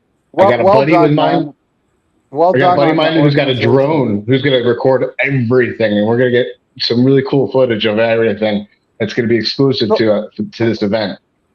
That's amazing. I'm going to bring, just so like I'm bringing banners, right? But like, how high do I have? Because I have how high can I go? You can go up to about 8 feet. Okay, so I'll bring okay, good. I have because I have a 12-foot one and an 8-foot one. So all right, I'll bring the 8-foot one. You could put the 12-foot one. Actually, we can actually have that in a different part of the yard, because I have a couple different placements that we will be able to utilize. So we can have a cool space for that, and then a cool space for the 8 foot. So we bring them both. I have Okay. enough space for it all. Nice. Perfect. Question. I'm gonna try to bring So, some. Cody, is it your name, Cody, the grip deck guy? No, Zach. Oh, Zach. Sorry, Zach. So, Zach, Sorry. are you? You're you've sponsored us, right? Is that correct, Uh, Mac? yes. As far as the Summer Kickoff 6 event, yes, I've done my best. No. But I just wanted to say thank you because we haven't met yet. You've been dealing So with JJ, no? Yes, it's been an absolute pleasure. I've been missing your energy, but I'm so grateful. I mean, it's great. It's So, okay, Ian, man. look at the Like I screen. can. Ian, look at the Yeah. screen. Yeah, that's very cool. Very cool. Like, thank you very much. Supporting Mac and everything, and we'll do the best we can to, make sure we push your stuff out there. You know what I mean? When we do pay-per-views or live streams or whatever, I'll talk to JJ. I'm sure he's. So JJ is like he's Mac USA, right? So like, we his other partners, three of us are Canadian, and he's our one guy on your side of the border, right? But you want to know what's really interesting that most people don't know about Mac? yeah. We're actually American LLC. Oh boy. That's right. So It's, it's going to be easy. It's going to be easy to do business with us because our taxes are paid in the states. You know what I mean? Yep. So like we will register in Canada as well because it just makes sense because we're going to be dealing with corporate Canada as well. But when we registered, it was under the Trudeau government up here, and I refused to. I didn't trust them, so I was like, let's just register it in the States right now, and then wait till that guy goes away. Yeah, it goes away. You know what I mean? Because like it was Yeah. almost like the country was almost becoming communist for Greg's sake. So I just was like, no, I'm not going to start a business here, you know. And but so now, Mac and Tough. The reason I feel like this is the way to go is because we're going to open the market to the non-arm wrestler. That's what we're going to do. You know what I mean? And we're going to say, what do you think? And they're not going to have all these preconceived biasnesses of oh well, you don't do this and you don't do that, and why do you? Because we don't do it because it sucks. That's Yeah. why we don't do it because it's boring. I want to watch, like right now I'm watching the West Coast Finals, NBA, and there's everyone's in there and they're cheering and the three pointers and the dunks and all that stuff. They don't play like they did in 1940s and 1960s, 10 passes before. There's an evolution that has to happen. But no, you know what? Our sport says, no, no, no. We have it perfect. No, we don't. No, we We don't. haven't made it for the No. last 40 years. We just keep pushing. We dress it up a bit different. We push it down people's throat and Exactly. we say, why don't they see it my way? It's insane. It's literally like it fails and fails and fails because they're refusing to actually adapt to the market. Okay. So let's just get out, let's just call a spade a spade. And, if you like that traditional style, please, it's going to be around forever. Go enjoy yourself on WAF tables and WAF rules. I honestly, if you love that, I love it too as a competitor, not as a viewer, not as someone that I think I can sell the sport to the layman. Yeah. That is No. not going to happen. And I knew it since the day one that I worked because I come from a pro So wrestling family and they're entertainment based. My mom and my uncles and my cousin, they were all WWE people. Okay. And they never said, you know what? Let's make this sport really friggin' honorable and you know what I mean? Like they were like, no, how do we get more asses and seats and eyes on TVs? That was it. Because the pay-per-views and the main events and that's what people are watching. That's what they want. It's a business, yep. and if you want this to grow, it has to generate money. And if you want to be paid, you have to generate money. People want to have to see you. Yeah.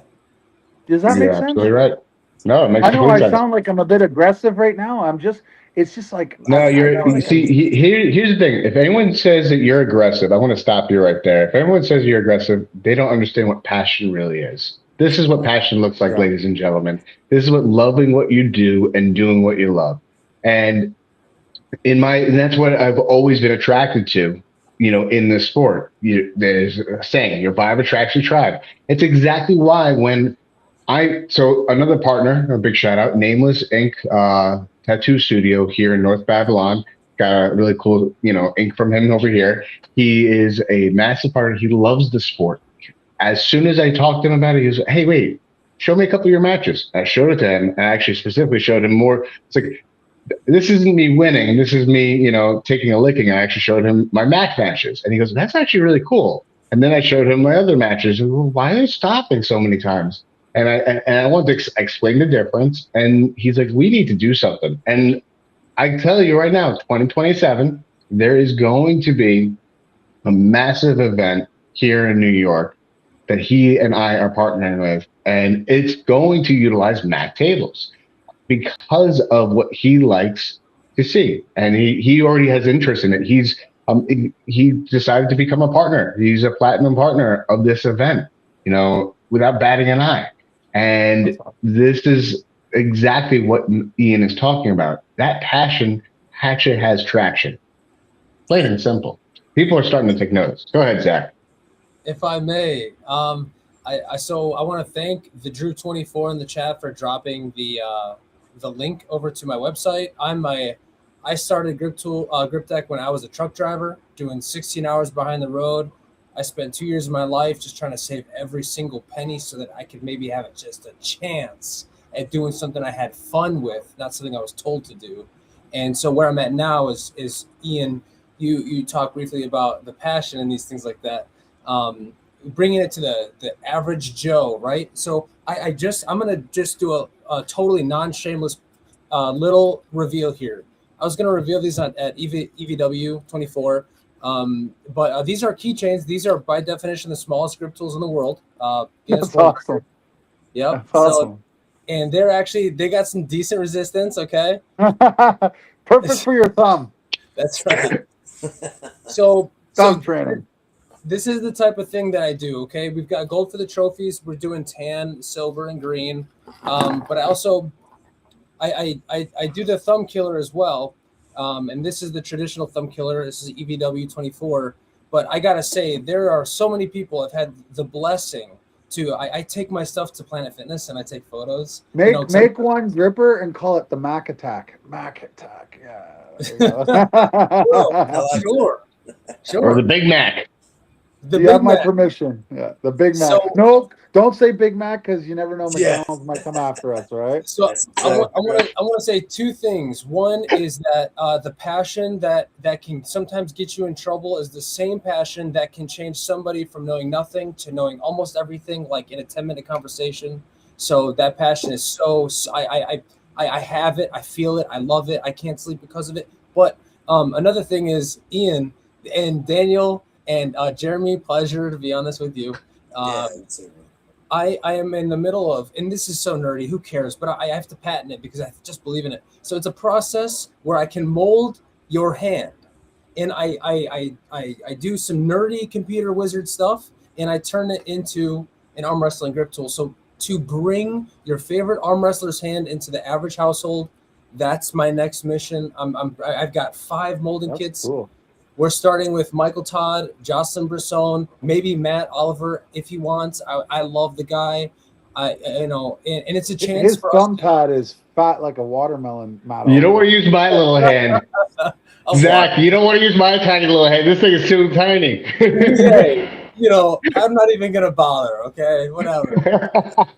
But so it is, and there's an organization I speak on the mic for because Eric Crosby of UAC, this guy's got a passion like you wouldn't believe in a wrestling background. So when he does his stage, it's like there's chains everywhere and there's like fence link everywhere splitting the people from the athletes. And I'm like calling everybody out, like Daniel Schwartz coming in at 245 pounds of lean, mean, American muscle. you know, and Buddy, so I buddy, just that's my childhood. I literally grew up with pro wrestlers. Like my mom and my uncles, they were like Hulk Hogan's talked about how he go every dressing room I would go. You would talk, they would talk about my uncle, like Mad Dog Vachon. It's way before.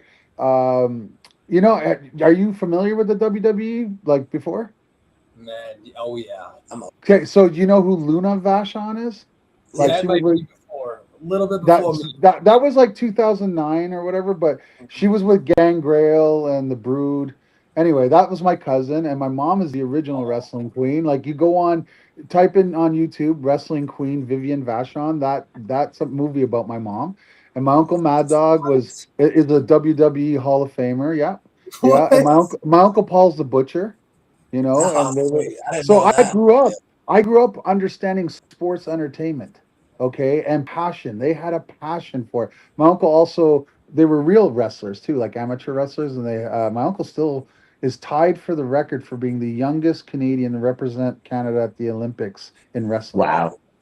Yeah, That'll yeah. do, huh? And then when I got into wrestling, I was really good. But then when I found out that the professional side of the house was arranged, I never wanted to be told I had to lose. So that's why arm wrestling appeals to me so much because it's kind of like when my parent or my mom and my uncles got into it, it wasn't like as big as it eventually got. They were pioneers. So I want to be part of that. I want to be part of that growth that launches. So maybe I don't get rich from arm wrestling, but I've never been attached to money at all. I just like money enough to so I can do cool shit like go to my arm wrestling events or whatever. I could care less if I had a mansion or whatever. That being said, if I can get this sport or be part of it to the point where people can make a living, like say my kids, Mm-hmm. you get then I've succeeded in life because Exactly. I never joined this to become rich, but I had so much tremendous like love and I just love the fact that I was able to attain what I was able to attain, and now I feel like I'm in a position to be a builder and give back to the community because this sport has given me everything. I love all my tight relationships.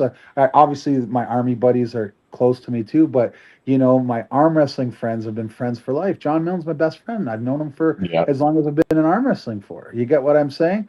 And and all these people, like all these opportunities. Like I just got back from British Columbia. I'd never seen the Canadian Rockies. I saw the US Rockies through in Colorado, and I've been to the West Coast in the United States, but never in my own country. And I drove from Calgary to Nanaimo, BC, and the Rockies driving through that. I had no business to go there if it wasn't for arm wrestling. Do you get what I'm saying? Arm wrestling got me there. Arm wrestling got me to Turkey. Arm wrestling got me to Germany. You get what I'm saying? All over the United Yeah. States, all over Canada. I've gotten to I'm see going to the world Oregon. I'm famous. going to Oregon for the first time ever, and thanks to arm wrestling. There you go, right? And it's like I You, just feel I've been to Chicago. I was a WAL athlete. I got to arm wrestle Shaq on TV. Everyone makes fun of me because I mentioned the whole wow. thing, but I got to do that. Like that is because of That's a arm wrestling. badass experience right there in itself. Like, See, I yeah, would Exactly. have hung my hat up and said, "I'm done." It really was fucking amazing, and they treated us like we were like on par. Like, obviously we're not, but they looked at us like these are real fucking professional athletes. Like they Yeah. respected us. And I'm like, I just wish we could have bottled that up and continue. Unfortunately, COVID came and derailed everything for a bit, but then it also set us on a new trajectory, right? And yeah, I took a lot of people were like, oh, WAL is a little too showboaty, and PAL is a little bit too strict. And a Mac came out and was like, well, why don't we just blend it?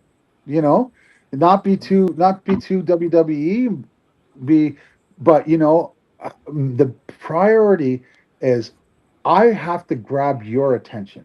If you're Hmm. if I've got you for 12 to 15 seconds, I have to do something in order to grab your attention in that time. Or else you're just going to Yeah. continue walking to the next thing, or you're going to flip the channel and we've lost that. Well, You because get what we're in I'm the saying? age of scrolling or swipe to the left if you don't like what That's you see it. off the bat.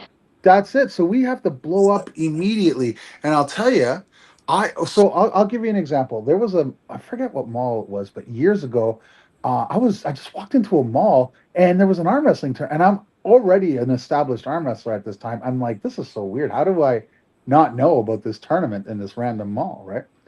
And I watched people come and they're like doing this and trying to see. There was quite a bit of a crowd that was there, but all arm wrestlers. All the mall people would come and they would look and they wanted to see something, but the fucking setup took so goddamn long. They're like, the hell with it, and they just kept going.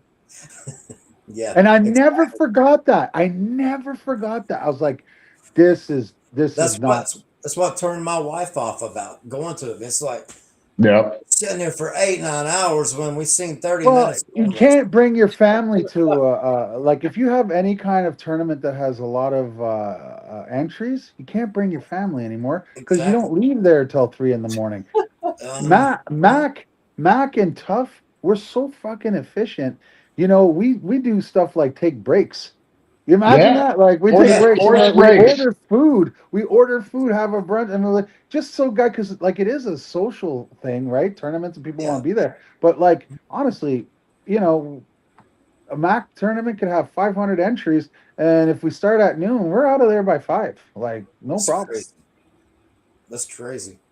You know what I mean? Like That's what and excites me for the whole dude, thing. dude, do you remember 4.5 hours it took us? We broke the world record for most super matches in one day. Yep. It was I heard about. 73 on 2 tables, only 2 tables. That's crazy. And we had lunch break, and we ate supper there, and people were gone Yeah, home, and they brought their families. We had a great crowd. We did a drone photo because we had so many people there. That's Like awesome. yeah, it's super awesome. And the thing is, again, I don't care if you prefer WAF arm wrestling. Good on you. If that's what you like, I'm not here to try to change. I'm showing you that there's an alternative. And if you like the yeah, alternative, come join, come play. But Yeah. if you like what you like, who am I to tell you? I mean, yeah, everyone has a different taste in women, and I don't try to yeah. change. If you don't like the kind of women I like, you know what I'm saying? And I'm not gonna be mad about that. people that know me understand where I'm going with that, but I don't try to push it on anybody. You know what I'm Yeah, saying? And it's like, and it's like to each his own. Whatever flavor you like. But I don't think it does any favors to have this one standard, and this and that standard just take fucking forever. Do you get what I'm yeah. saying? If Well, that's that's the gonna be. only standard, that is not gonna, and it's not gonna hit all those demographics and all those interest levels No, of it, all it the it people. it excites the guy who's used to doing what they're doing, right? The Yeah, guy who doesn't Right. like to think, live outside their box, and they don't want to. They like they're creature of habits, right? And that's one of the things that I realize is no offense to the older generation of arm wrestling, because without them we wouldn't be here. But a lot of them have that creature of habit mentality, and it's not all of them that do. It isn't all of them, because if it were, Ian Carney wouldn't have created Mac. Period. Right? There are some who sit there and say something's got to change, and we got the shaker and mover within Ian to make that change happen and bringing that reality to the table in the most It's not literal just me senses. though. It's not just me. No, There no, are no. It's not just you, like but I'm just J saying. J, Matthias, Matt. They're all being like me in their own way, in a different, like, do you get what I mean? Like Yeah, I'm more like R&D and rules based. They're like, okay, we're gonna film it this way. Everyone films it this way. Everyone does. Well, guess what? It's been failing for 30 years. How about we don't do it that way? yeah. Do you know Let's what I try. mean? yeah, And Mhm. and and that's what Matthias does. And then oh well, we always generate money this way. Matt's like, you know what? We're not going to do it that way. We're going to do it this way now. Do you get what yeah. I'm saying? And like Yeah, and JJ, like you were saying, he is such an approachable, smart, trusting individual. It's hard not to believe if you're doing business with the guy. It's hard not to believe everything that comes out of the guy's mouth because he literally can't lie. Do you know what I mean? Like he's Hmm. literally the probably the most honest person I've ever met in my life. And I love him for it. And so if JJ say something, say for example, if JJ is doing something with you business wise, yeah, and something doesn't pan out the way I trust and believe that in the time that it left his mouth, he fully believed it. That circumstances had changed. You get what I'm saying? And that is Yeah. not a lie. That is something has happened in order to change. And that happens to all of us in our daily lives. He will probably be the first to pick up the phone and say, listen, I know I said this and that and the other thing, but due to this particular reason, Oh yeah, because evolution happens and things happen. Like the only right? But constant in this if world it's is come change. out exactly, but if it's come out of his mouth, trust and Yeah. believe that that is exactly what it was meant to be said. You know. Oh yeah, Yeah. no, without a doubt. No, no, JJ is definitely one of the best in that regard, if not the best. And I think Uh, with the contacts he's making right now, I honestly like I can't say, and I don't know all of them, but like the business people that he's talking to, I would be very shocked if we're not substantially further ahead in the second half of 2026 and certainly in Yeah. 2027. You know, I mean, not all of these awesome things can fall through. You know, to get what I mean? yeah. Why not? One of No. these awesome things is gonna hit and hit big, and you know, Yeah, no, it will, and you know what? Here's the thing. I related to building a rocket ship in mid-flight. It's going to go far as long as you have the right team working on it, yeah. right? Exactly. Yeah, I had to You I'm do know, a so lot. excited for you guys to come. Are all of you gonna be there on June 6th? unfortunately, Zach will not be Yeah. joining us. Oh, Zach will be at East First Westo with an amazing opportunity of being a oh part yeah, of East yeah, yeah. First That's West. good. That's good. We got a couple good Canadian and Mac pullers there, so Yeah. I'm excited. And then like I hope you take the link for so you can watch it later. Just watch our new setup. Tell me if that doesn't make a total sense to you. It basically it's like we close your thumbs and then we say no loading. So there's no loading. The referee at that time, he then closes your hands simultaneously so you can see the knuckles while maintaining a firm grip the entire time. So he can feel if you're loading or carving or whatever. He says, don't move, go. Yeah. That's the way it should be. And listen, I'm done saying it. That's the way it should be. That's the way we're gonna do it. And Yeah. if anyone else wants to try it, go ahead. You're not copying. Listen, if it's efficient and it works, why the fuck wouldn't you try? You get Yeah. what Exactly. I'm saying? Because right now, the setup, all we want to do is make it as fair as possible for two individuals. And when they say go, I don't care. I don't want to know how incredible your before the go endurance is. Like to me, that's craziness. Like it's like no other Yeah. sport allows you to go before go, except for Yeah. arm wrestling, apparently. You know what I mean? Like Well, it, you know why that is though. It's I because of know exactly. certain Yeah, individuals in our sport have made a name for themselves in doing so and making. They think that's what makes the sport and appealing. you know what? And I'll tell you this: that one particular individual is bigger than the sport, okay? Because he's made himself, and that's fine. And you know what? Yeah, no, There's and a that's what that platform, flavor is. and bro, there's a platform for that, and he's got it. Okay. I also want to know what it's like when you don't do that shit. Do you get what I mean? Yep. I That, want there's a platform for that. He's exploiting it and perfect for him. And I love him. Yeah. He's one of my best friends. I have no fucking problem with that guy. Trust and believe he's a brother to me. We're family. His kids call me He's a uncle. great human. And for those Okay. of you who don't know what we're alluding to, is Devin Lorette. He taught me something, and this is exactly why I partner with the people I partner. We have one job on this planet to bring our own slice of heaven to earth. That's one thing that he taught me, nice. and and that right there. I got to hang out with Devin down in Puerto Rico, and I went on a long ass walk with him. We were just talking all about life and different things, and that was like such a resounding message that I live that now, and I'm grateful for him doing so and giving that to me because that gave me a lot of my resolve. Yeah, you know what? Why am I stressing over something that's not making this better? Let me make it better. Yeah, Plain exactly. and simple. So Yeah, I'm totally at 100% with Ian on that. And that's why, you know, it took me a long time.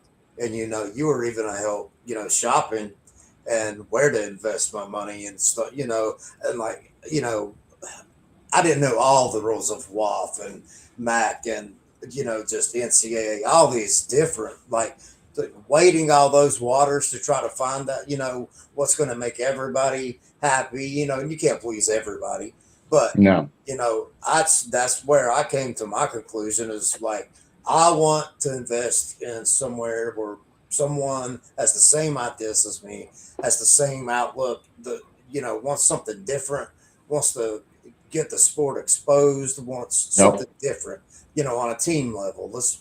And that's what I tried to do was create something different, just like Ian and Jason were doing at the same time. I mean, I'll never forget it. It was like what, like maybe 10 months ago. I was talking with Josh Wilson on the phone about Great kid. I love that. how- I love what he's doing oh too. man, By the way, he I taught me love so what he's much. doing. Yeah, he taught me so much, and I was like, how do we get because you're in a legal gambling state. I mean, you're like you're at a casino Yep. putting on your event. I'm like, how can we get betting incorporated in arm wrestling? And I'll be damned if the next damn 2 or 3 days, Ian was on there talking about the same thing I was talking about. I was like, oh shit, see? See, somebody's thinking exactly what it's trying to Buddy, get buddy, as many listen, people sometimes involved. you look at it. Look, you had a great idea. I had the same idea. It's like it's because it's one of those situations where the world likes to do this sometimes, and I don't Yes, like to lie. I don't like to lie to myself. And you know what? Gambling is a part of sports, okay? And yes, and that's the way it is. But you know what? Let's take one step at a time. Let's build a brand. yeah, Look, this is how much I believe in the sport of arm wrestling. I have a business, and some people will say you should focus on your business and you should just raise money for your business and everything. You know what I did recently, and I think might have been part of it. I was like, Jason had tough, right? And he needed a certain amount of investment to attract these other investors. And he gave me the Yep. big spiel. And I was like, you know what? I'll be the first person. I put $1,000 into your business. And then I picked up the fucking phone and I said, Jason needs this. I believe in tough. I believe in this team thing. And I called Dan. And then Dan invested. And then Dan called, I think you. And then you invested. And then I called a bunch of guys. By the end of two Ultimate game days, of telephone right there. what's that? Sorry. Ultimate game of telephone. Quite Right, literally. The best and it was one. interesting. It was 2 days before my dad passed. Okay, yeah, and I just went. I think we raised like anywhere from 25 to $35,000 in 2 days. Okay, and wow, the investors were like, "What, really?" And I was like, "Yeah." And it's not one guy; it was a bunch of guys giving 1,000 or maybe 10,000 or five or whatever. But it wasn't like one dude doing it all, right? And it was like this is the exactly. community. And what was funny about it is well, not funny, but I said, Jay, I got about five guys that are interested, but my dad just went in the hospital. I have to step away. And he said, you know, he said, Ian, it's okay. The momentum that you've started right now for this is unbelievable. He's like, you go and deal with your dad, and you know what? And now, and like, I can't speak. I won't speak on all of Jason's opportunities because it's not my place to do so. But it's gone bananas. And guess what? I think karma and God or whatever you want to, whatever thing that you believe in, and now all of a sudden Mac is running into the exact same things. You know, people are coming, they want to talk, they want to invest, and it's like it's so weird because we weren't really having it before that. And then so now the two teams, the two we most people think that I am an owner of Tough. I'm not. I'm on the board, but I deal with Tough as if I was because I want it to. Do you get what I mean? I Exactly. promote it You No, because I. invested in. You have a vested interest in its success, not necessarily anything other than watching it grow. And That's that's one it. of the Because things. I, yeah, we're and that's integrated. Yeah. yeah. Right here, stronger together. That's what my shirt Yeah, says. It's what I'm we're always like saying. minded. We're like Yeah, minded. Whenever he goes on big shows or whatever it is that he's going to do, he brings what with him? A a Mac Mac table. table. What does Yeah. Mac have on its table? 4 enormous logos, and so it's like free advertisement everywhere he goes. So why wouldn't I? And Jason is borderline genius. I don't know if you guys know that, but that guy is working with a supercomputer. Oh Okay. yeah. And Seems like he just thinks on different levels. And when I think about Jason's uh like he was at the very first ever Mac super match. Our very first proof of concept was in an octagon at a pay-per-view mixed martial arts thing, in which Jason and Nathan Leland did the first ever Mac match on a prototype table. And it was that match that made him believe, that made me believe. We're like, oh my God. Everybody, think about it. At a mixed martial arts, everyone was coming to all these fighters were like, dude, that's fucking awesome. Like, you know what I'm saying? They're like, yeah, let's go to the back, let's talk more about that. And we're like, yeah, arm wrestling Yep. is and these are fighters, man. The yeah. bigger I mean, game. I literally have a guy. He just texted me yesterday about a call this weekend. His name is Mike Long, and he runs the Tough Man contests all over the Yeah. United States. So he's having all these great big venues. He's paying, like you said, all day for, but he don't have anything to fill up from 12 o'clock in the day till 5 to 6 in the evening before his show starts at 7 on, right? So he's like, man, do you think we could, get some arm wrestling in here? Could we like run a tournament by like Well, 11 till contact 5? I was JJ. like, oh Get yeah. yourself a Mac table. Make sure you do it I, right. I, Get him. I've got to talk to you. I got to talk to you about getting a few of those as well.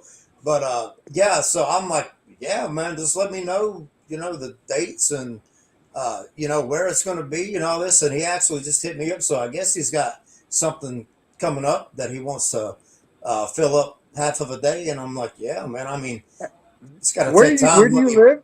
Are you on the East I Coast? live in Winston-Salem, North Carolina.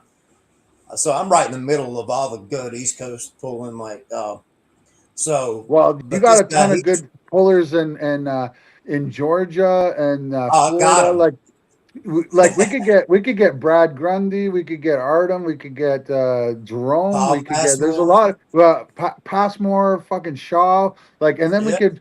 Yeah, let's do something, man. I mean, yeah. So, I mean, I'm totally game. And, that's going to put a lot of eyes on it. Anything live that's something, not just their arm wrestle events, but, Yep. it's somewhere we can get showcased at an event where there's a lot of people. That's what I'm talking about. It's all about like getting seen, like to those people who don't see it and don't even Hmm. really know it's out there. Once they do see it, they're like, "Oh hell yeah, I'll watch that That's on TV." 50% of it. 50% of what you said is accurate, and it's not that the other 50 is wrong. It's that you didn't finish it, and which is Yeah. we have to get everyone to see it. Hmm. But when we have that opportunity, You got to make it we good. better rise. We better rise to the occasion. Yeah, I'm gonna exactly. I'm gonna quote Because I'm gonna quote if him. everybody sees us and we fall flat on our face, Yeah. well, No, we got. fuck. I'm gonna quote actually one of my former bosses. If I'm here getting everybody in the seats, getting people to view it, getting people to see it, what's your job? Your job right here, and this is the athletes, this is the other promoters, this is everyone who participates. Our job is to make it look sexy and keep it looking sexy. And I've always said this about the Mac table. It is a sexy ass table. It makes my garage look that much better. It is. Buddy, I can't wait till you see it. I can't wait Uh, till you get on it. It's just be objective. yeah. We'll put the two tables Oh yeah. together I got. and I just got. I got look at standard, it. and I have the Mac table here. Yeah. So I got both of them. And then ask yourself questions, like challenge yourself. Like if you'd never seen an arm wrestling Oh, table definitely. and you had to explain both of them, right? Yep. I mean, the layman, it's almost nonsensical to go with the WAF table. Like, I shouldn't, I know, I don't want to shit on them, but like, look, it's a table that was voted on. There was no R&D. Okay. I know the people that were on the friggin' board that did it. Yep. Okay. and it served a purpose, and it was great for, like, when I first got on in, I had no problem with it because I didn't know any better, and the rules weren't as strict. They referees were allowed to use common sense, and the game was fine. But what ended up happening was the video arrow came in, and cell phones, and all the armchair peanut gallery referees. And what they would do is if anybody came up a little bit, they would say they take a screenshot of it and completely trash the referee. Say, oh, he's a piece of shit. He missed this. Cheated for the other guy. So arseholes started puckering when referees would get at the table, and they became super anal retentive because they didn't want to get blasted on the Northeast board, which was where everybody went to get their arm Mm-hmm. wrestling news at the time. Okay, and so now it's Facebook or internet, whatever. But there was a one spot, and it basically talked about every tournament that was going on around the world, Yeah. and every arm wrestler was on it. And man, the amount of threads that was just pure hate because cameras and videos started coming, and then I noticed this huge shift, and I'm like, oh, we're going in the wrong direction. Mm-hmm. Okay, and I had no clout. I had no, like, and there was people that were in the sport for many more years than me, and I was like, fuck, I'd bring up a part, and they would just kind of mush me, Mhm. and then it wasn't until I was able to establish myself, and then I had my own voice, and then I'm like, you know what? I don't actually give a fuck what you guys think. I'm going to go out and do something, and hopefully, let's just see if there's other people that see it my way. And I will continue to push for those people, like minded people that want to see some kind of evolution, some kind of, you know what I Yeah. mean? And you can do, and you can go, I don't care if it's, uh, like sit down arm wrestling. I don't care if it's freedom arm wrestling. I don't care. Whatever you choose to put your time into is totally your individual Yeah. Your thing. choice. But don't shit on me. Don't shit on me because I'm trying Something. to do something different. Yeah. Do you know how scary it is? Like, do you know how, like, with my reputation on the line, do you know how, like, how many people told me, like, why are you, why are you trying to fix something that ain't broke? I'm like, well, you and I have a very different idea of what's fixed and broke, Yeah. Exactly. apparently. Yeah. I had people ask me You know all what I the time, mean? "What are you doing?" We're losing your audio, Jeremy. Uh, can you hear me? Yeah. Got you now. Got you now. But it's like I was just saying, it's like everybody asks about send it, and like, well, what are you going to do with an arm wrestling team? There's no other arm wrestling team. I'm like, well, I've just, it doesn't have to be another team. I don't care if anybody does what I'm doing, like, but I'm going to do something different, and I think people are going to like it. So that I stepped out of my comfort zone and everybody else's comfort zone, and had to put up a lot of money and a lot of promises and a lot of, things. And, I've held my end up and so have they. So, we're just going to see where it goes and how it looks. Exactly. It's Hey, going to, Zach, can I, no, I don't know if giving you a hint or advice is the right word, but Um, I would like to send you on a journey to develop a new product. Do you mind if I give you a hint? Please, I would love that. Okay, so your grip deck, right? And I like it. I like the product. I want you to go on, I don't know, a yard sale or see if they still exist. And I want you to buy an old school Thigh Master. Okay, Okay? yeah, I know what those are.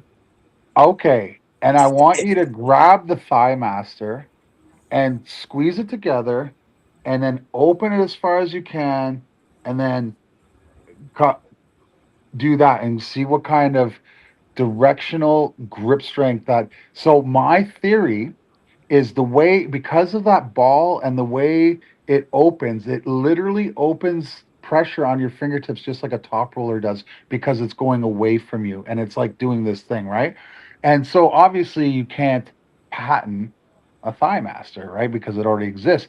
But all you have to do is make that joint thing a little bit more resisting. Make you change it slightly and see how the move, and you could invent something like that. And it's cushiony. You get what I mean? So it's comfortable in the hand, dude. When there was a time in my life where I don't know how long, nobody could top roll me. And it was just like I just kept it to myself for a while. And then I made a video. I have actually made videos of this Thigh Master thing. Okay, I'll send it to you. All right, just trust and believe. There's something about it. It's the way, and then all it just fool around, change it upside down. It works the fingers, the thumb. It's bananas. Okay, so take a look at it, play around with it. I bet you anything you'll come up with something even better. Because you strike me as a guy that was willing to put his money where his mouth is, and he believed in a product, and you came up with something that everyone enjoys. Right now, I think this could lead you into a new product. I really do. Okay. Yeah. Look, I often I have I will name something after someone if they so much as submit a sketch that they wrote down on a crappy piece of coffee spilled paper in the middle of the night. I will do what I do. I will make their thing come to life, and I'll put their name on it somewhere. Like I've got a beer can that's really great, and I don't like to bring it up too much because of certain things that I'm doing here with this podcast and things that certain people I work with are associated with. But I was able to, just by working through a sketch with this guy, basically turn a 3-inch kind of wrist wrench type of situation into like a 3-hold, angled cone with the center with an off center, and I just put his name on there, Mike's Mega Juice, and then That's I've got cool. with Jocelyn Brisson, I've got a 2-inch wrist wrench I do with her now. I'll be releasing that, and I would love to do some kind of a grippler, Thigh The Master. grippler, the grippler gripper. So Try to say that 6 times fast. And let me The say, grippler gripper. let me say this too, as more belief as to bringing people from home into the sport of arm wrestling, but also elevating the amount of income. People need more power. It's hard to have power with no money. Like you can have influence, that is tough. But I want to put more money. I believe I have the ability to bring people together, much like JJ and Daniel and yourself and Jeremy, whom I have only had the pleasure to briefly meet. But I want to pay every athlete for every model as much as I can. Like I make That's money. incredible. I love that. I love that, and that's what I make my money. I'm good. I want to pay Ian Carnegie as much as I can for the grippler. You know what I mean? So let's and do Ian something. Carnegie wants to receive that money as Let's get you paid. Jeremy, Daniel, let's figure it out. I want to make it happen. Skills, and then that's like a grace. It's unbelievable. It's a skill my dad had. Unfortunately, he passed away. And I'm a super connector too. Like that's my skill. I think me and you run similar thinking. Like I have this ability to see, hear of someone's need, and just to like zoom into a guy that I know would work. You know what I mean? And like I don't need anything from you. I love that you want to make a grippler thing, but if this was to like blow up and you wanted to give me a kickback, sure, of course I'd say thank you. But at the end of the day, I'm doing it because I'm not going to do it. I see it. I see it in my head. I got other visions. I'm still designing new arm wrestling tables. You get what I'm saying? Mentality. That exact mentality is what this entire show is premised off of, right? Yes, it's not just a play on words, like because we're in a pole sport, collaborating pull together, but we are pulling together to build something greater than ourselves. Period. Yeah, and the thing is, I look at it, I'm like, why sit on it? Why sit on this knowledge? I'm not going to develop it, right? Because I think my role right now is a particular direction, right? Like we are going to build um, a Mac or a table that's touch only. There will be no. I'm not saying we're changing our whole rules or whatever, but we might have a segment, where we'll call it like we'll name it whatever, like no holds barred arm wrestling, where it's touch only. Like you must touch the pad, and basically your entire side of your table is a pin pad, and it starts like a ramp right up to your hand peg. Okay, Oh, and it's interesting. and why? Because one of the subjective parts of arm wrestling is the parallel pin, and no matter what, every single time I've ever called a parallel pin, there is a percentage of people that says it was a high call, or it wasn't, or I didn't call it, and they say that was a pin. Do you get what I'm saying? And it's not just me; it's every rest. So I want to see because I want to see what it's like. What's arm wrestling look like when you must touch? Hmm. Do you get what I mean? And yeah, and your pin pad, basically, if you're in a hook and you're dragging real low, you're gonna have to get super close to the tabletop.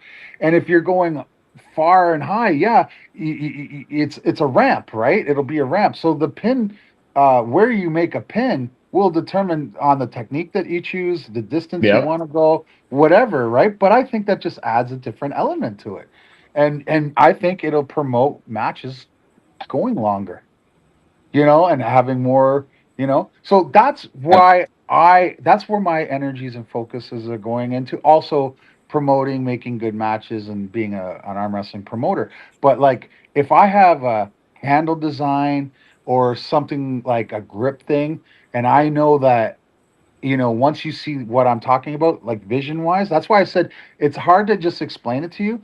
I have some videos where I demonstrate it. I'll see if I can find those and send it to you. But what I would really like you to do is do it yourself.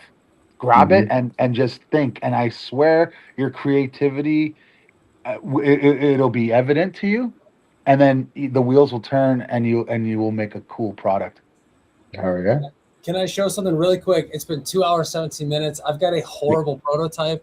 I want to show you guys the one of the largest hurdles of anything that I do, anything that I have even sold, anything that I've even given away has this heartbreaking, very pure moment that it consistently kind of just keeps me in this place where I feel like super authentic and humble.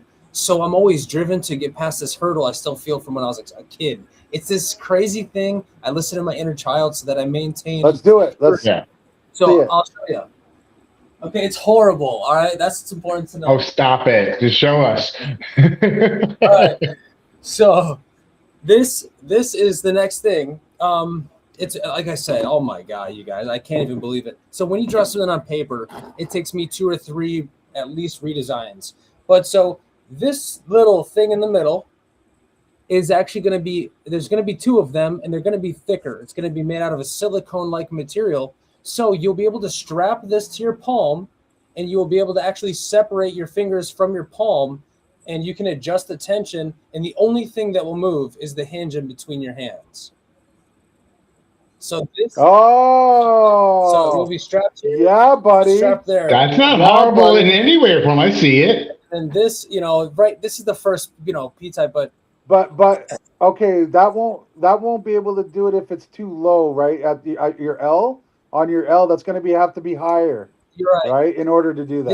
This is how I drew it on paper. And then once you feel it, you're like, oh, paper always lies. It's all about feeling.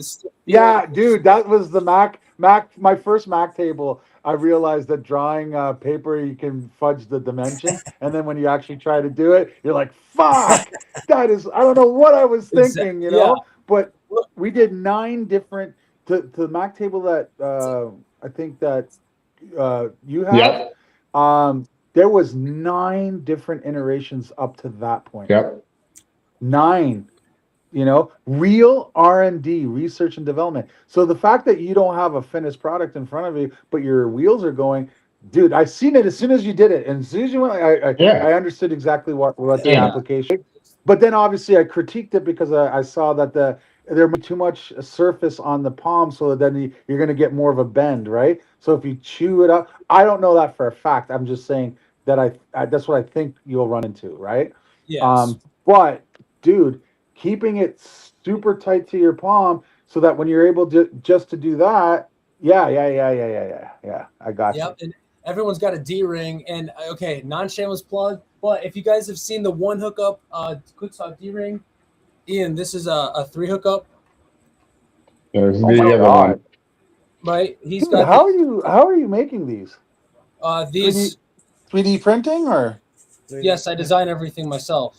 So, oh my God, but that's here's the awesome. thing: there's no wing nut on the side. You just pop it off like this. Oh my God, That's sweet. that's so fucking cool, That I is sweet. know. Yeah, it's buddy. Yeah, a I love the way 200. you did that. Yeah. But wait, okay, the but three different give hooks. me. So you've obviously tested it, This right? is a handle I make too. This is the Pronator hater. It shuts down Pronators. That's the point. That's badass. I like that. Oh Pronator. my God, Yeah, and see, that. you hook it up to each different hookup, and it Yeah, changes. and Yeah. and here's the Listen, thing. come to Well, Toronto on the 14th. Come to Toronto and hang out with us in our booth, and you can show people that. Bring your stuff.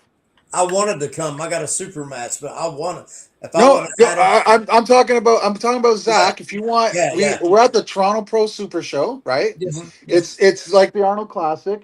Come hang out. Just bring your stuff, you know, and see and people like, what's this, and talk about it.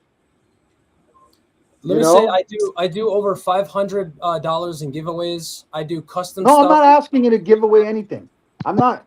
I don't care about that. I'm saying I believe in what you're doing. You want to come and show off what you're doing. I'd love We to. have a booth there, and you know, like JJ, you've already like sponsored this event. You know what I mean? I think the way you talk and you show things to people, there's going to be a shit ton of arm wrestlers there. You know what I And mean? It's up to, listen, I probably should ask my business partners if they're cool with that, but I think they should be. You know what I mean? You okay. I know, think they and would be. I think they would be too, right? But Yeah, no, I think they would be. would it be okay if I just received a date, and that way, even if they all say no, I hate grip deck, I can at least put in the June calendar maybe. June 13th and 14th. We have a booth at the Pro Super Show, which is like our Arnold's, right? And then on the Sunday we have that event where we're doing the team games and the Max Super matches on the main stage, like you would at the Arnold Classic, right?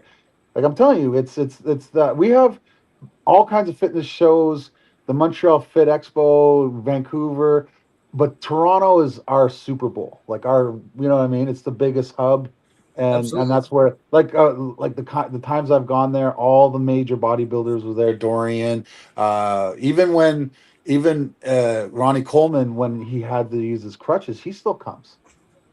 You know, so like it's and all those influencers, right? Like all those influencers, you know, say they like you or whatever. Hey man, that's really cool. You know, they got 1 million followers, and you get to say, yeah, this is me and this is my business. You know, you get what I mean?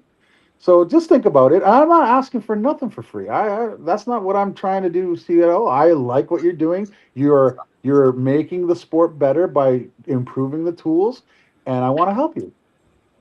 Thank you. Plain and simple, right there. That is a perfect way to wrap up today's podcast, gentlemen. I'm going to keep you guys on.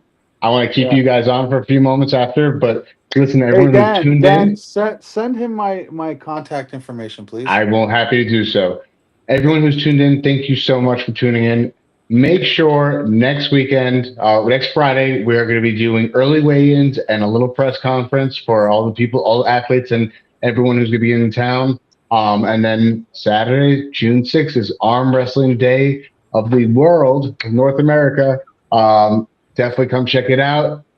Loving everything that's happening in the sport of arm wrestling. Every one of you, appreciate you guys at home watching.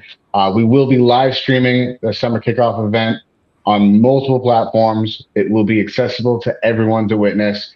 Mac, my channels, you name it. We're gonna have a lot of coverage and a lot of accessibility to this event. There is no charge for it. It will be a free event to view, and to be a spectator at the event as well is a free one. So take care, everybody. Much love and appreciation to each and every one at home. Nice meeting you guys. Nice